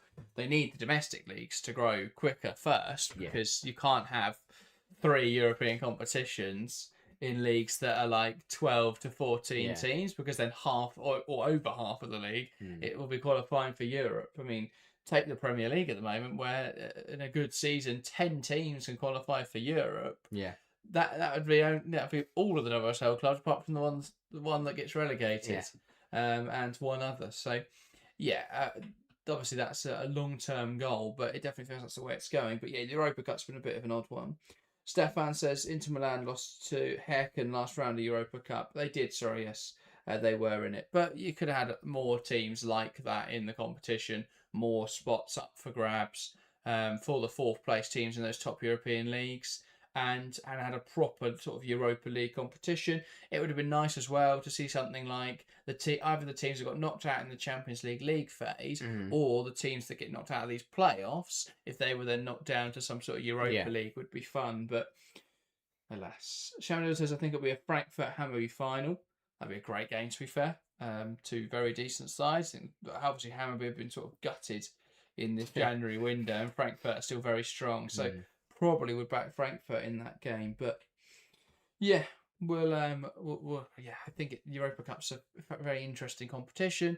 Definitely not where I think UEFA want that competition to be. It's the sort of final form of it. I think it's a stopgap until they can do a Europa League. But it's nice for the clubs involved to have some sort of European football. And it's a decent attraction for clubs to, be able to sign young players. But especially, Damallsvenskan already have a fantastic pipeline, but it's just another motivation. It's also a great reason for clubs to send players out on loan to Damallsvenskan, which I think we'll see even more of in the future. So I think it's a nice competition. What are your thoughts on Europa Cup? Yeah, it's one of those that obviously needs a lot of work. I just find it hard to care about, not care, but I find it hard to connect with a tournament that you can't even watch. It's like non-league football or chatting of the similar sort, where you have to wait until the end of the game to get an update on how the match is going, because there's no coverage of it. Where you're going to find out the live scores. But yeah, I think it was the right idea, but it's just been executed horribly. And yeah, I think that you've got some good teams in it, but it would be good to see those teams go up against the lower teams in the Champions League, because they're like Frankfurt taking on someone like I'm trying to think of who got knocked out, like a Benfica or a PSG. That'd be exciting. And of course, you've still got other teams in there, but there's also been some games in that competition that saw teams get absolutely smashed. But just feel there's enough teams in that Europa Cup who could come up and make a very competitive, expanded Champions League. Yeah. Frankfurt, you mentioned there, Häcken, Hammarby, Inter would be probably the same level as Roma were, so not too dissimilar there. I think there's enough teams there that would make, and obviously, you could add a handful of WSL clubs and it would be strong, but you can't have half the WSL qualifying for Europe. And even if those teams would be, like a Tottenham would be, I think, be able to get some good results in it. Obviously, all of the top four would be strong in Europe, so. Yeah, I think the Champions League will be expanded, but they need the domestic leagues to be bigger first. Yeah, absolutely. All the tournaments will get bigger and better, and it's going to keep growing. I think that obviously the growth of the women's game overall has been brilliant over the last since last few years, but there's still so much work to go, which is. I think it's more exciting, because what we've got now is absolutely brilliant, and all we love the action and we love the game. But to think that it's got still so many different avenues to grow is an exciting prospect. Yeah, absolutely. Paris FC returning to the field, then engaging in some activation on the side of the pitch, getting back ready to get underway in this second half, ready to mount something of a comeback now after they took the lead, and it was stolen away by Real Madrid right at the end of that half with a quick fire double, really, 39th and 45th minute goals after almost 40 minutes, which were pretty lacklustre from the second side in Liga F. Yeah, the Paris FC need to react. I said at the very start in the build-up that they will not want to go to Real Madrid on the back foot. They will not want to turn up in the second leg with a deficit to make up. They will want to at least get a goal back in this game to level the tie. For Real Madrid, back killing it off. They get another goal. They're in the prime position to win this tie next week. But they don't want to give anything back to Paris FC. So yeah, it should be a very good second half where it's not all on the line, but a goal, either way massively changes the complexion of the second leg. Yeah, of course. If Paris FC are level, then they've got a great opportunity. If Real Madrid find that third, probably not worth watching the game next week, is it? Because it would put Real Madrid in a fantastic position. I still think that perhaps we can make up a 2-goal deficit, but yeah, it would put Real Madrid in a fantastic spot. They'll be keen to get off the tie tonight. If they can get to 3-1, 4-1 would be even better. Then I think they put themselves in a very comfortable position. They look forward to that game next week where they've just got to not lose at home and they're through very comfortably. So, yeah, I think Real Madrid are in a good spot and they'll be keen to get through and face Barcelona in the quarterfinals. Naomi fed up from the middle, waits for the referee whistle and knocks it back to get us back underway in this game. Can Real Madrid, who lead by 2-1, find another, see this game out cruise as we head towards the second leg, or will Paris FC mount a comeback after taking that early advantage? Luke Bogoet into midfield with peek out, sent forwards by Graboval. And a battle up there for the ball. Zaro comes away with it. Matteo out to the right-hand side. It's got a bit of skid on it, and Dongala now. Garbino just drifts into an offside position. Ball forwards will bounce through to Matteo, who just can't quite react in time. And Athenea will pick up the ball. Matteo, though, wins it back cleanly. Athenea brings her down not once but twice, and that's given eventually. How it's not a card, though, is beyond me.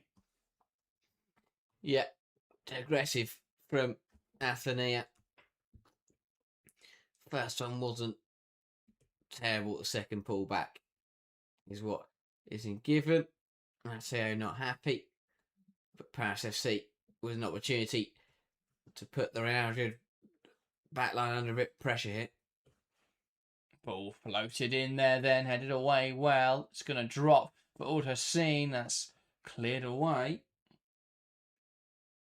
And now Bogat headed on. Will drop now on the edge of the box. Hooked away by Weir. Bella. Into Caicedo, options around them. Into Caicedo.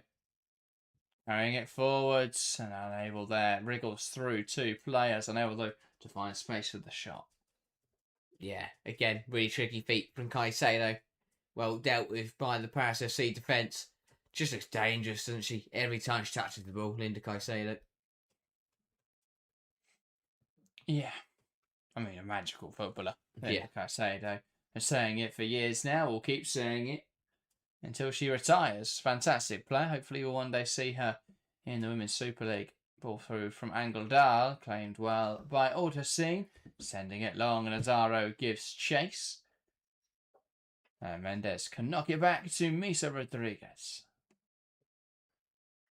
Navarro. Down the line. Athenea. Luboget. Being aggressive and Athenea nowhere to go.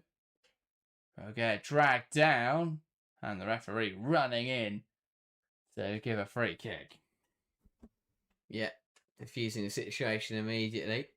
And again, Matteo not happy. It's giving a conversation with the referee and that conversation has turned into a yellow card.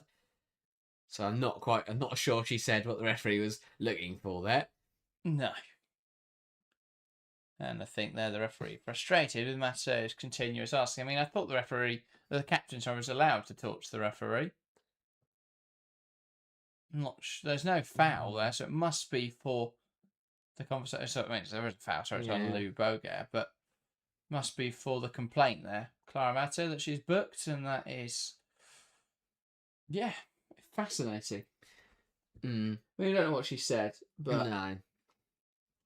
I don't know how bad it could have been. Put to be a yellow card, angled that. Looked very... it didn't look particularly aggressive, did it? Azaro bringing it down well. Can she squeeze through to get a shot away? Not quite. It's a bit messy in midfield. Mendes punches it forwards. Fella. Into Angeldal. Mendes. Wide to Navarro. Forced backwards now by Matteo. And that's out towards Lacra. Garbino will put the pressure on. And now Misa Rodriguez. Bounces through. And Fella will get there. Can she find the ball through to Athenea? Not quite. Delays.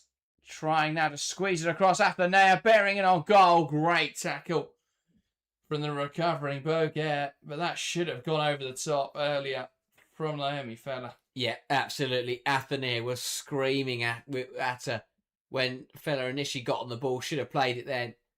And yeah, just delayed too long. And the initial ball was too high. Athenea did well to chest that down in the general direction of the goal. But a crucial intervention from Boguer. Because if not, Athenea surely would have made it 3-1. Good stuff from Real Madrid once again. Bangeldal over this corner. Steps up and loops it towards the back post. Pushed away well by Mylene Chavas. And kept alive by Eva Navarro. Knocks it down the line. Trying to create space. Caroline Weir, nowhere to go. And knocked out of play by Leigh Mogudé. That corner, good goalkeeper from Chavas, came out well. Came out confidently as well with a punch away.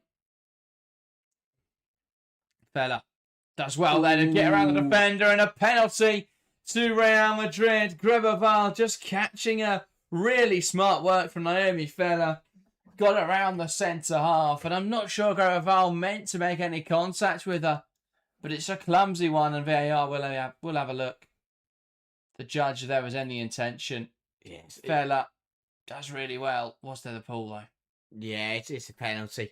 It starts outside the box but ends inside it. Yeah, there's a bit of contact on the back, but it's the legs. There's just a tangle of legs. Brilliant piece of forward play from Feller. Does incredibly well just to get the wrong side of the defender, and once you're the wrong side of the defender, you know that you're in the golden spot. Really good forward play from Feller. An easy decision, really, for the referee, and a massive chance for Real Madrid to extend their advantage to 2 here. Indeed. A great bit of play from Naomi Feller to create this penalty. Frustration on the Paris FC bench. And it's Athenea, I believe. No, we didn't get a great shot there of the taker. Referee making sure there's no one in the area.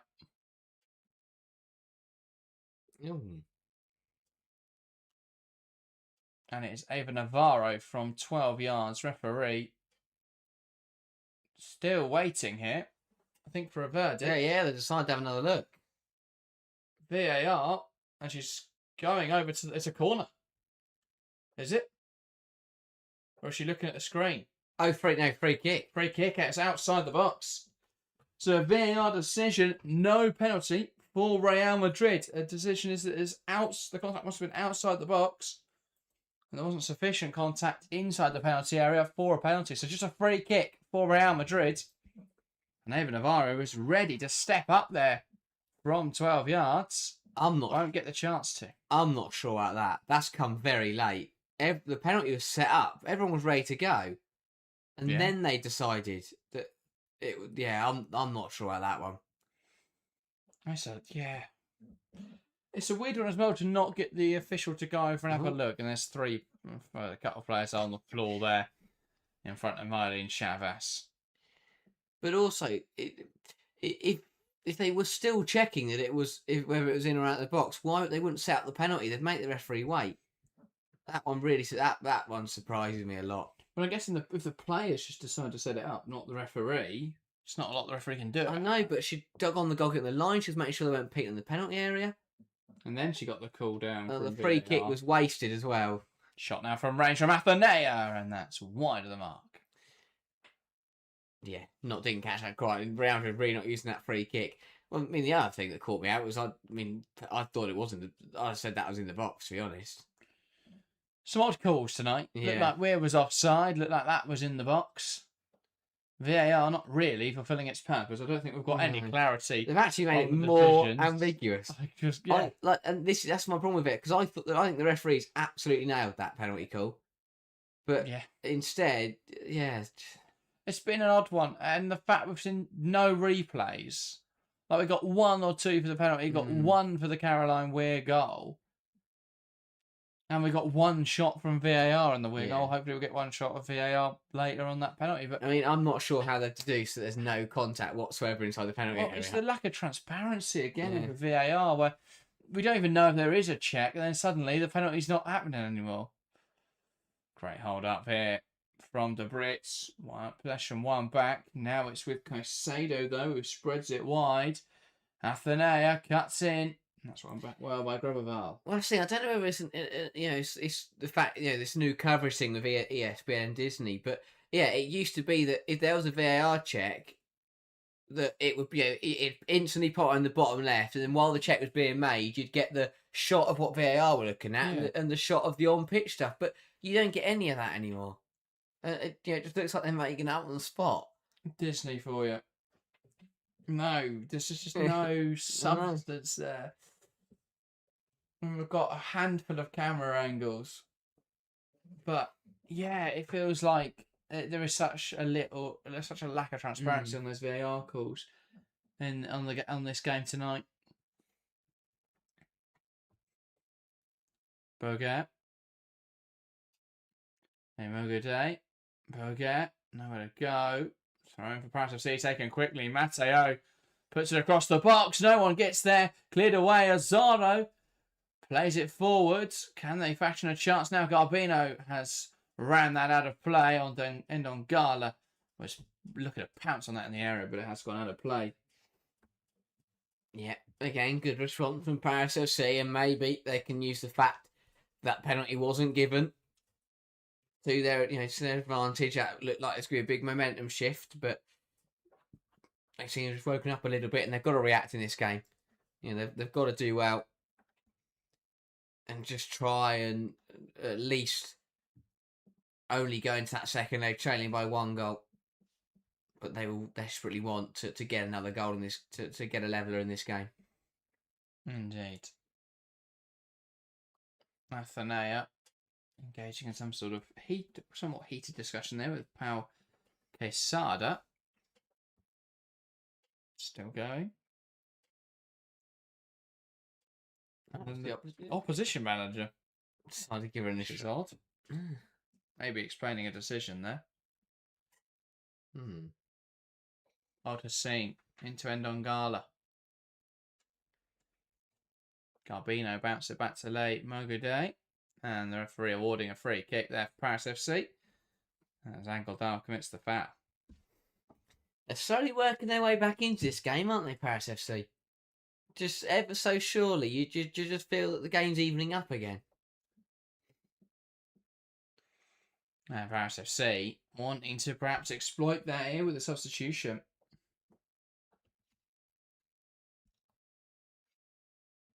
And that won't come just yet. Corner in, Lacroix heading away. Athenea knocks it directly up in the air. I don't think that was her intention.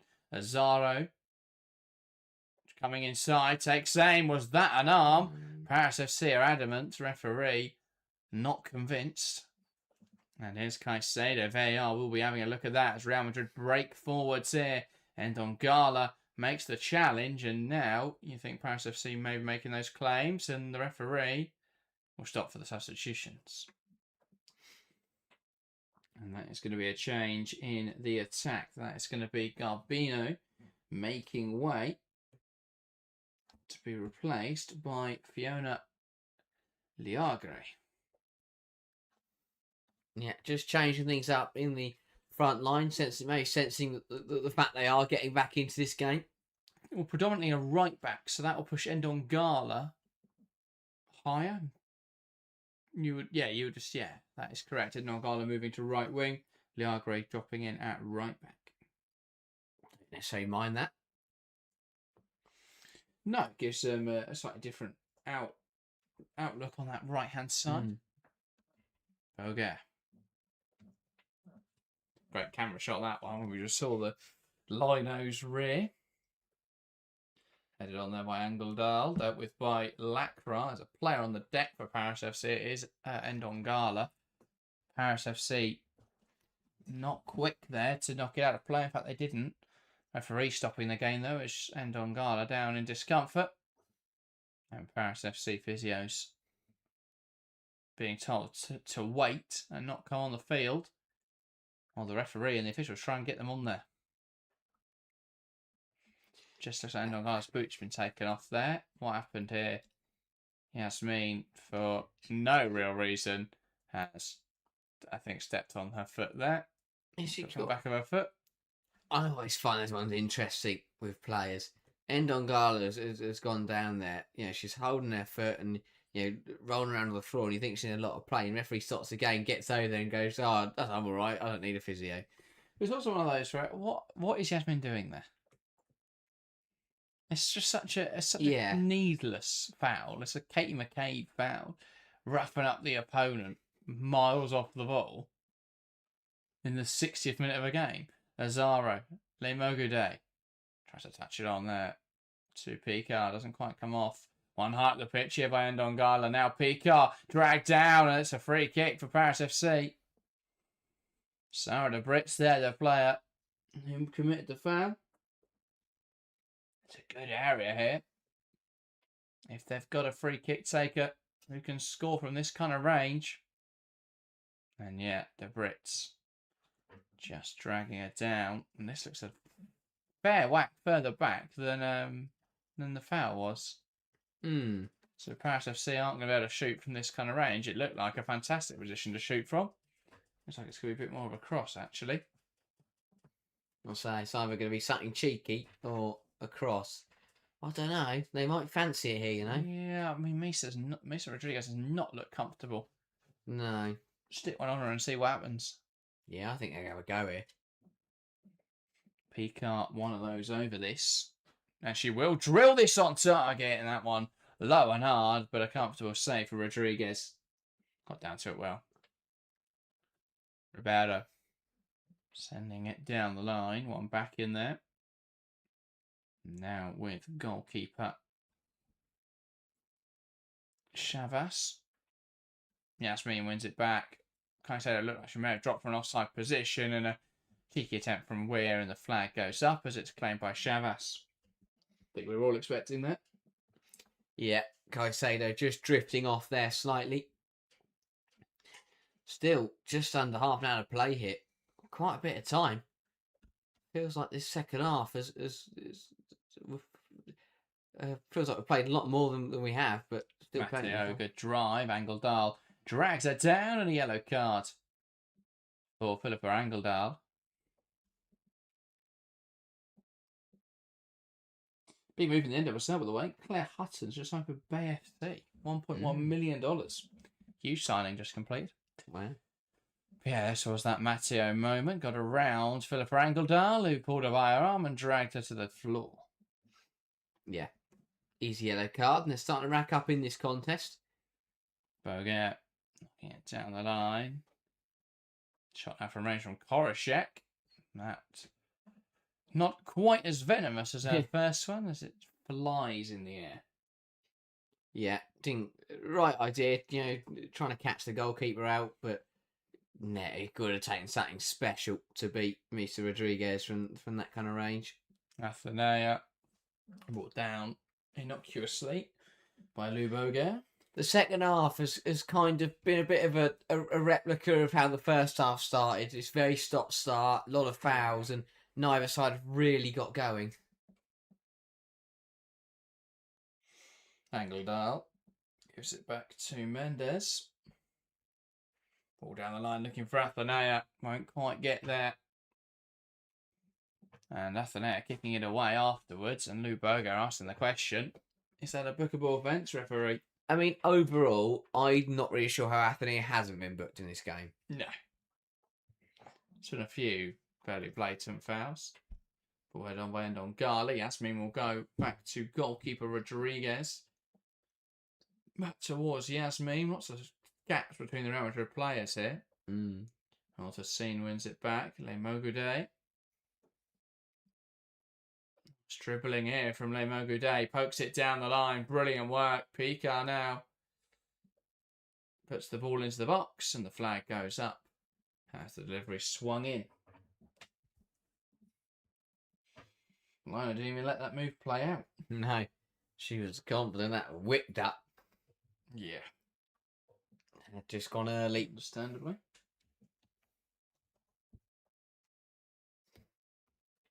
Yeah, I just still don't know but which way this game's going to swing. I mean, maybe maybe we won't see another goal and it will just continue on like this. But yeah, I just can't call which way this game's going to end. Oh, just seen wins the header long. No, it's a difficult one, isn't it? Haven't really seen any chances in the second half. No, I mean, I can't imagine we've had too many shots. Doesn't feel like we've had too many shots. Let's have a gander. Shots on target, even more sparse. Second half, 3 shots to 2, 1 shot on target to none, in both in favour of Paris FC. Matteo plays it inside. Azaro can't quite get there, cleared away. Paris FC half-heartedly call for another handball. Athenea going backwards. Now Angledal, and obviously we had that penalty for Real Madrid that was to be. Yeah, that kind of shifted the game because when that was given, Real Madrid were playing well. You think if that wasn't overturned, they score that, goes 3-1 and they're in the driving seat. But it's kind of shifted since that call, and yeah, VAR's had a big impact here because you could easily say that we're goal. I mean, again, we'd like to see a good angle because I thought the angle they showed for VAR was appalling. And the lines, yeah, but that shifted the game in the first half, and the penalty not happening seems to have shifted the game a bit in the second half. But not loads of action to talk about regardless. All sent forwards. Fella went down there under little persuasion. Yeah. Okay, Sado, sorry. No kick now for Real Madrid. Just hit from behind. It's been that kind of game. Very aggressive, very physical. And that's the thing, I think that if it is still tight going into next week's second leg, well, that could be one hell of a contest. Yeah, absolutely. Balls forwards. Fella holds onto it well, and that's just over the line from Graboval. Frustrated. Here's the defender shaking her head. Sado. Into Navarro. Athenea. Lovely give and go on this right-hand side. Lemo Goudet with a great challenge. Out of play, though, for a Real Madrid corner. Again, know they're good on these set pieces. Yeah, really good football. Down the right-hand side. That's the first signs of the combination starting to spark into life once against Real Madrid. And yeah, they've won themselves another corner. What can they do with this one? Caroline Weir, the player over the delivery, looping it in, and that is massively overhit. Header back, though, onto the edge of the box, and Lemo Goudet getting it gone. Not quite sure that's what the routine was aiming to do. No, I can't imagine so. Picard touching down the line, and Dongala barreled over there. And that Athenea again. That's got to be her fifth foul. She's been heavily involved, hasn't she? Yeah. 6 fouls committed, and that was probably registered before that one. That's outrageous, and she's not on a yellow card. Azaro. Ball in. Bounces through. Yasmin gets the header on. Liagre. Ball in from Picard, not good enough. Now Graboval. Autoseen. Down the line.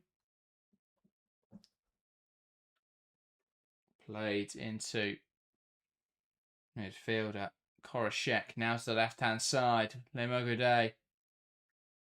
Lifting it towards the back post, and Dongala trying to get there. Yasmin heading it on. Liagre now, blocked by Yasmin, who can clear it away. Got to be a bad delivery from Liagre.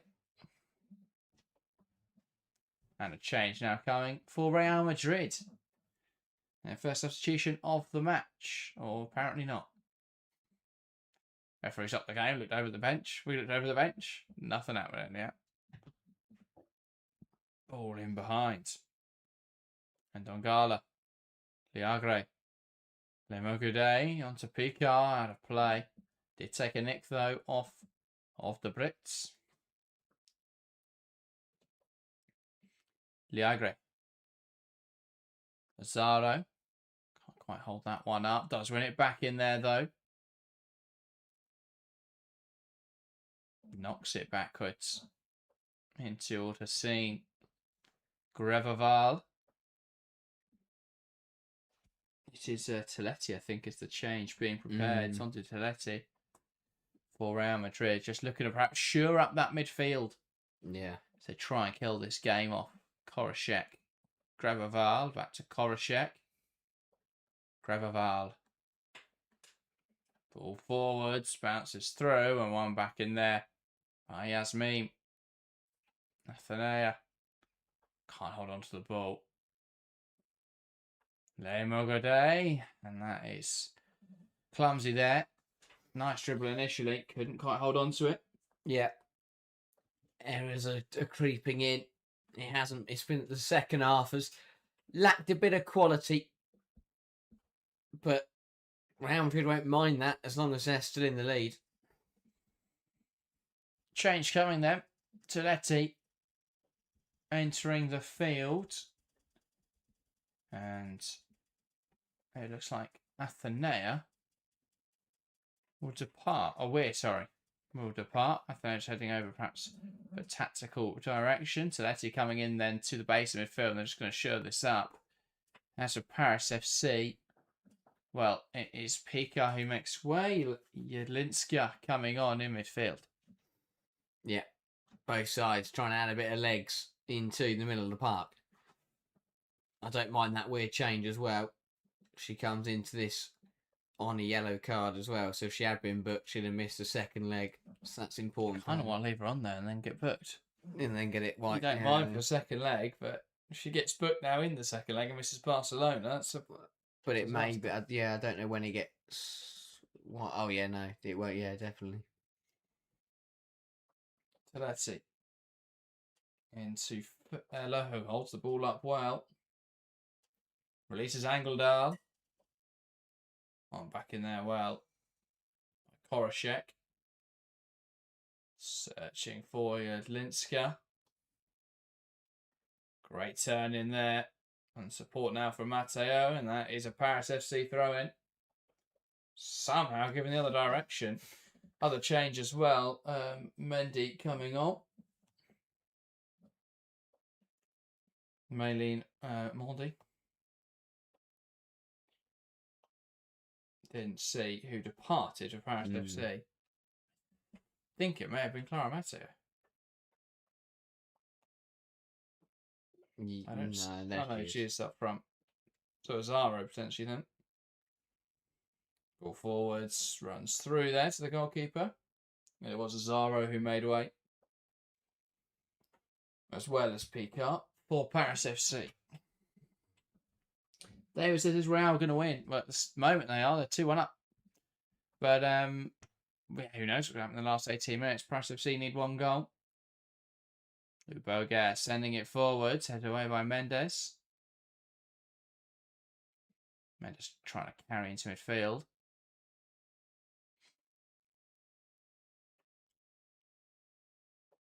Aldersine's long ball cut out well by the header. Drops now for Mondi. Down the line, Jedlinska. Matteo. Back down the line to Jedlinska. Needs support up here. Big challenge from Navarro. Can't stop Jedlinska though. Bogia. Ball in. Headed on. Headed away. Leagre. Can't quite hold on to it. Touched on by Caicedo. And poked out of play by Grevaval. Yes, it's one of those games that hasn't, as I say, there's not been too many opportunities, not been too many clear-cut chances for either side in the second half, but Real Madrid haven't killed it off. Nothing's really happening, but all it takes is one chance practicing, and they could nick a draw here. Mm. And it massively changes. Well, yeah, Real haven't dealt with this game, have they? Since that penalty that didn't happen, it's just been a bit flat. Free kick now for Paris FC. Decent area, this. It's another foul by Athenia. The thing is, none of her fouls have been, like, if you singled them all out, none of them, for me, have probably been yellow cards. I don't know whether the referee's just forgotten who. Well, the accumulation. Oh, yeah. The accumulation should have been a yellow 4 fouls ago. She's also lost the most duels of any player with 15 duels lost. 20 contested. Not great. A 25% duel success rate. When you contest so many duels. Yeah. It's been absolutely everywhere, but yeah, so many fouls in there. Smart stuff on the referee, letting that run for her legs. Lemo Day. Wide now to Scene. That's blocked and out for Paris FC throw-in. And offside flag up. Free kick for Real Madrid. Which just take from the edge of the very central area. Luis Rodriguez absolutely thrown forward as well. Now they will have to take it from its actual position. Moving then. Yasmin's taken some creative licenses with where that may have been. And as a minute ticks by there, we'll finally see this free kick launched. Or maybe we won't. It's a yellow card for Yasmin. About time. That was quite obvious delaying there from Real Madrid. Time wasting. And now Yasmin can send it forwards. If she's ever going to take this free kick, that is. Now we go. Here we go. Yasmin launching up the line. Touchdown well by Caicedo, looking for Fella. One back in there, and Fella commits an obvious foul on Liagre. That's Paris FC free kick.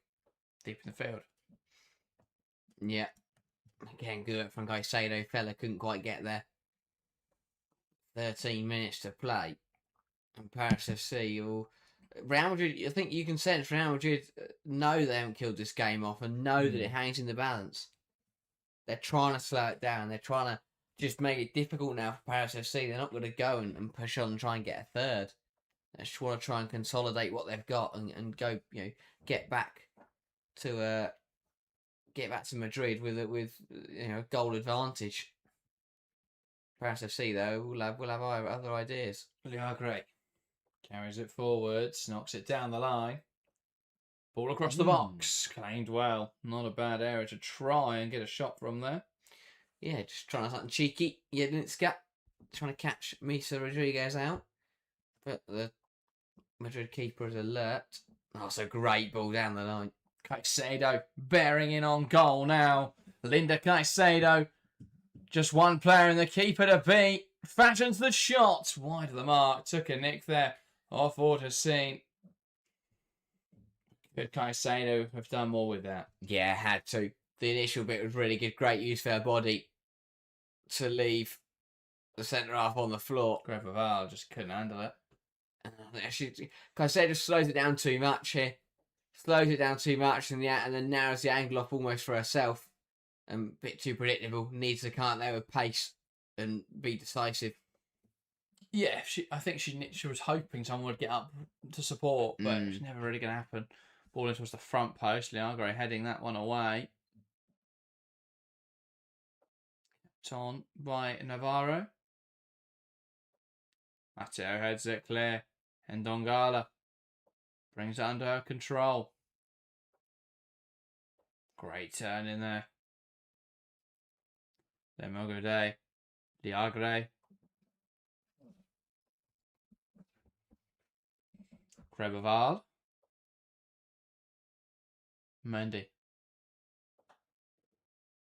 Jedlinska lays it into Matteo, who tries to get around to Letty and wins A corner from it. What can Paris FC do here? They've already scored from one corner this evening.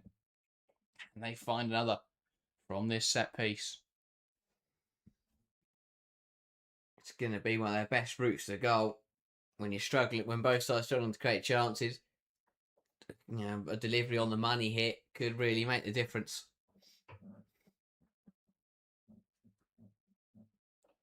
And a few.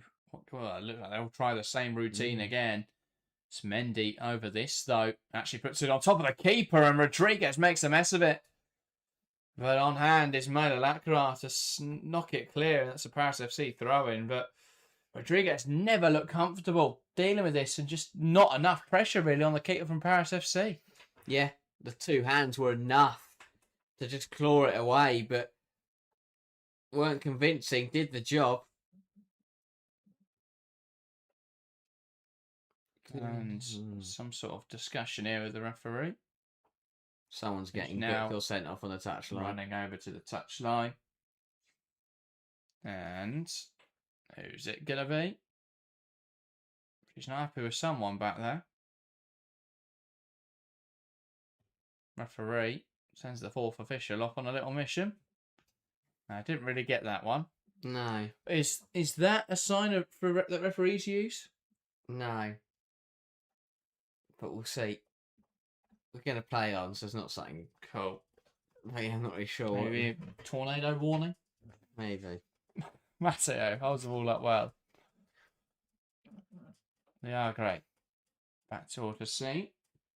Phil says, I'm surprised Caicedo isn't one of the best players in the world now. When she first came into the scene, she looked like a whole new level of player.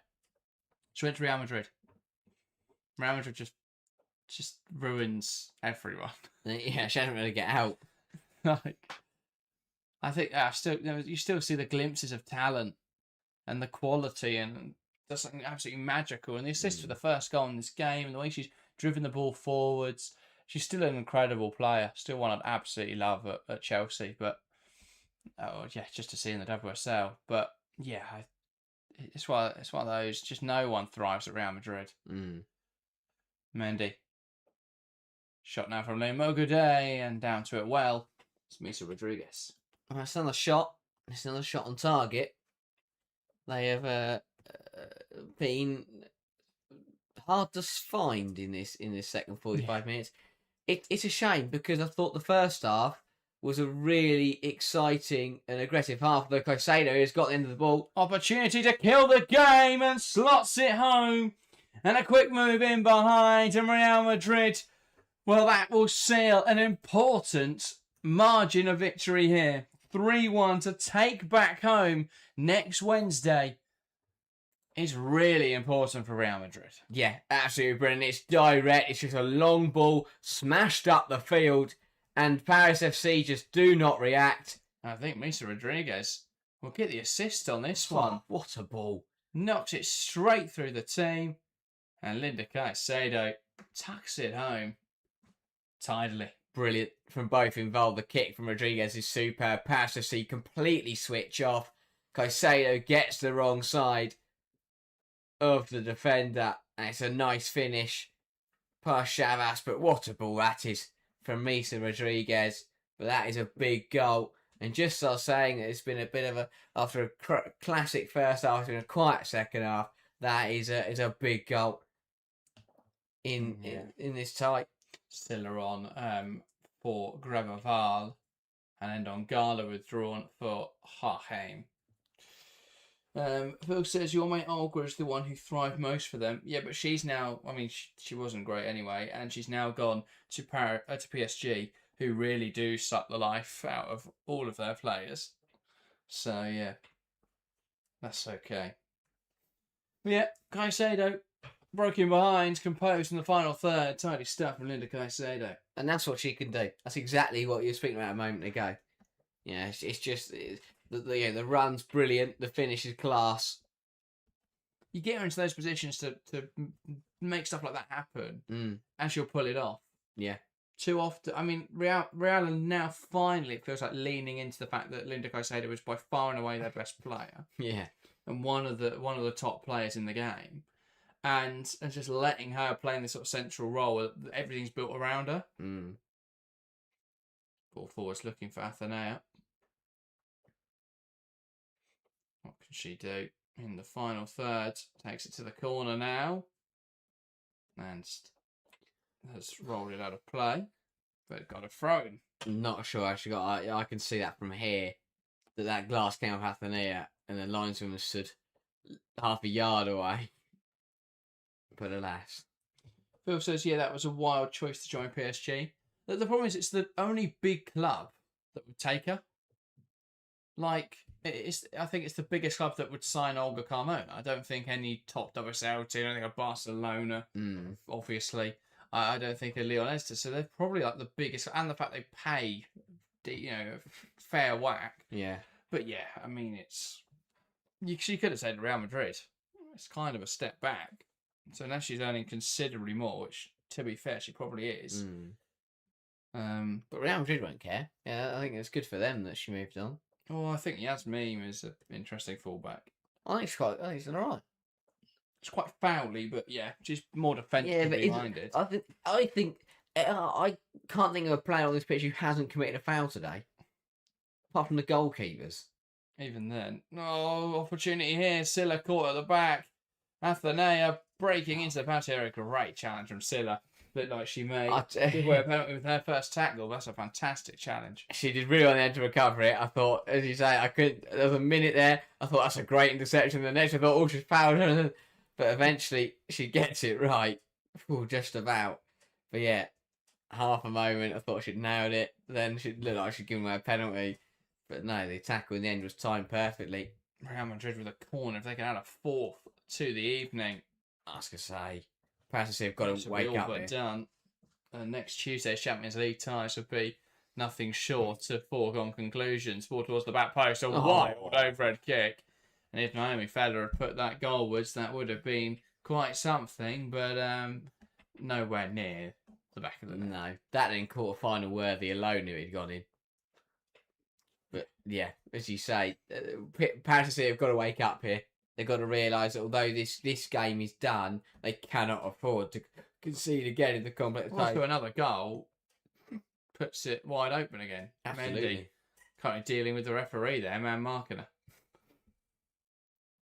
Coming down the right-hand side, Liagre. Ball cut back. It will bounce through towards Matteo. I think tried to get in front of Lacroix there to draw the penalty. Couldn't quite get in front of her. Athenea loses out. And the referee, I think, quite kindly giving her a free kick. I don't think anyone did anything wrong there. Wonder if the ref and Athenea are friends. The scene. Athenea's got 8 fouls and not been booked. That's an odd one. Stefan says, Benison came as a super talent to Everton 5 years ago, has 60 caps for Sweden already at 22, but hardly plays for her clubs anymore, and now finally lost her place in the Swedish national team. No success at Real. Yeah, I mean, again, talent showing Real at forward part. She went to Juventus, didn't she? And I just don't know if that was the right fit, especially the league. You're moving to, I don't think that Serie A Femina is a particularly technical league. And I think that Benison's quite a technical player. I mean, again, it's not someone I've watched loads of because she doesn't play. Matteo gets away from Lacroix. Well, Mendes wins it back. And that Swedish midfield, you've got Ziggiotti, who's come through in recent years and it's just phenomenal. And you've got Angeldal, who's a stalwart in that midfield. Matteo wins out the pitch. Now chance for Monti, deflects home, and Paris FC have a goal back in this game. The comeback starts here. Paris FC 2, Real Madrid 3, and even if they can't find a leveller tonight, Maëlys Mondi gives them something to hold on hope for in the second leg. Yeah, it's a big goal for Paris FC. Gives them something to fight with. Catches it well, so a big deflection is a massive help off Lacroix, who slides in to try and block it. And it's the deflection, really, that takes it past Misa Rodriguez. But yeah, it's something to work with for Paris FC going into the second leg, and the Pyros are going crazy. Love that. But that's a big goal. 3-2. What a first leg this has been. And well, Real Madrid trying to play it from the back again, which could spell disaster, but Ava Navarro choosing the safe option of knocking it long. Athenea jostling with Silla, knocks it down to Caicedo. Chops in, chops out, lifts it over towards Fella, who won't do anything with it, and it's hooked away. And again, both halves have been very similar. They've both started really slowly, really scrappy. But as the halves have gone on, has sparked into life. We saw 3 goals in the first half, 2 goals now in the second half. Where does Miley Mondi go? Is there room for Paris Saint-Germain? Sorry. Probably they'll find room. They'll make room. I know. But where else does she go? Not going to PSG. Well, that's what I wonder. But I mean, she's already 19. She's not going to PSG. No. I don't think. But I mean, how does she break into that early? And I think you're not getting in. Melchi Dumoulin is only a few years older than you. So, I mean, it's going to be interesting to see what they do there. Does she sign permanently for Paris FC? Mondi knocking it forwards. One height of the pitch here, and the referee doing it struck the hand. And Jedlinska furious, saying it struck her body, trying to show that she's horribly winded. That was the least convincing piece I've ever seen. Yeah, she's Cleared up into her. Yeah, I mean, it looks like her hands are there. Yeah, no, she still just patted it down. Don't know what that was. Yeah. Monday. Ball out to the right-hand side by Le Mogode. Achim bringing it forwards. Knocks it onto Liagre. One back though by Yasmin. Into Athenea. Plays it across to De Brits. It's been a thoroughly enjoyable game of football. Yeah. I said it would be a tight one. Only 1 goal separating the two sides. Didn't think it would be such a goal fest, but it's been a very enjoyable game of football.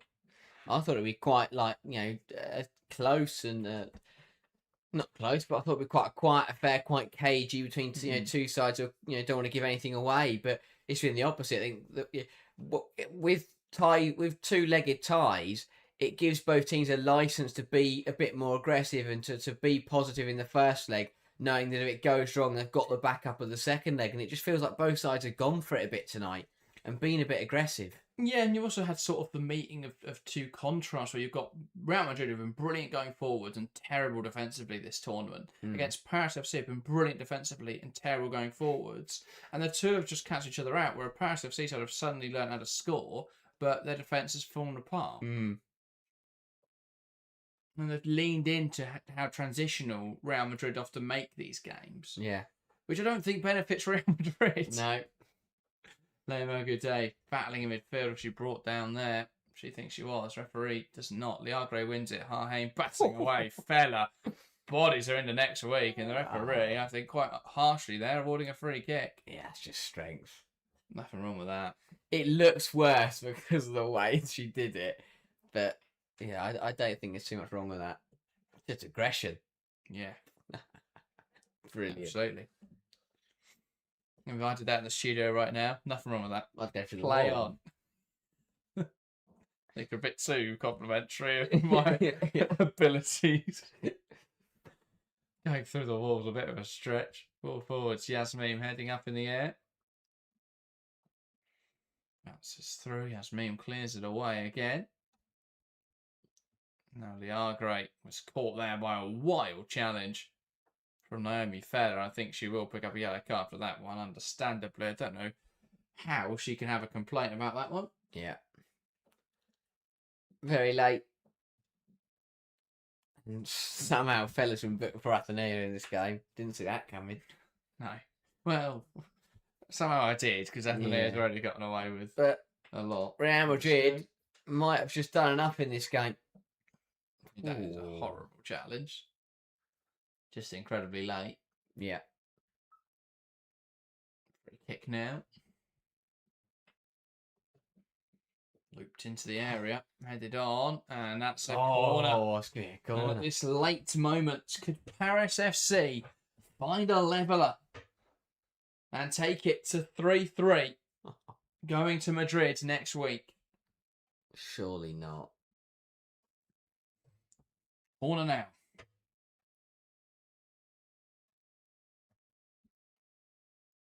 Queuing up at the back post. What will this routine entail? Can it be as fruitful and find Korachek? Some sort of foul in the area. The referees observing. Corner laid in towards the near post, and Fella heading it away. Disappointing delivery. Caicedo carried it away, and that is the full-time whistle here at the Stade Charlotte in Paris. Paris FC 2, Real Madrid 3, an end-to-end game full of action. And Paris FC led early on. Real Madrid came back in the first half of the 6-minute burst. A Caicedo goal seemed to cap off a good victory.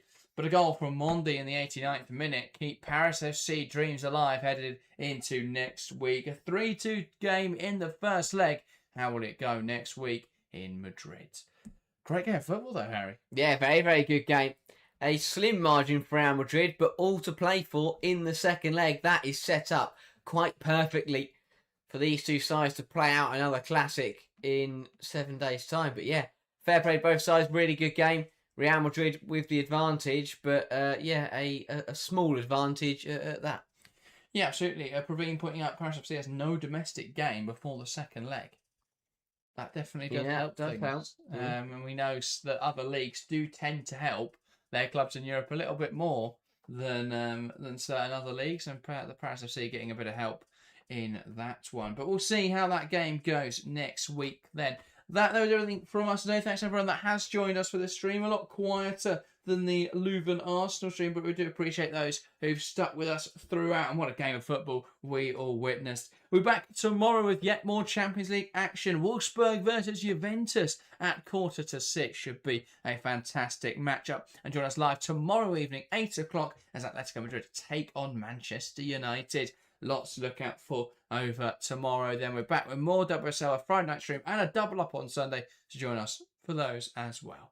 That was everything from us today. Thank you guys very much for watching, and we'll see you next time.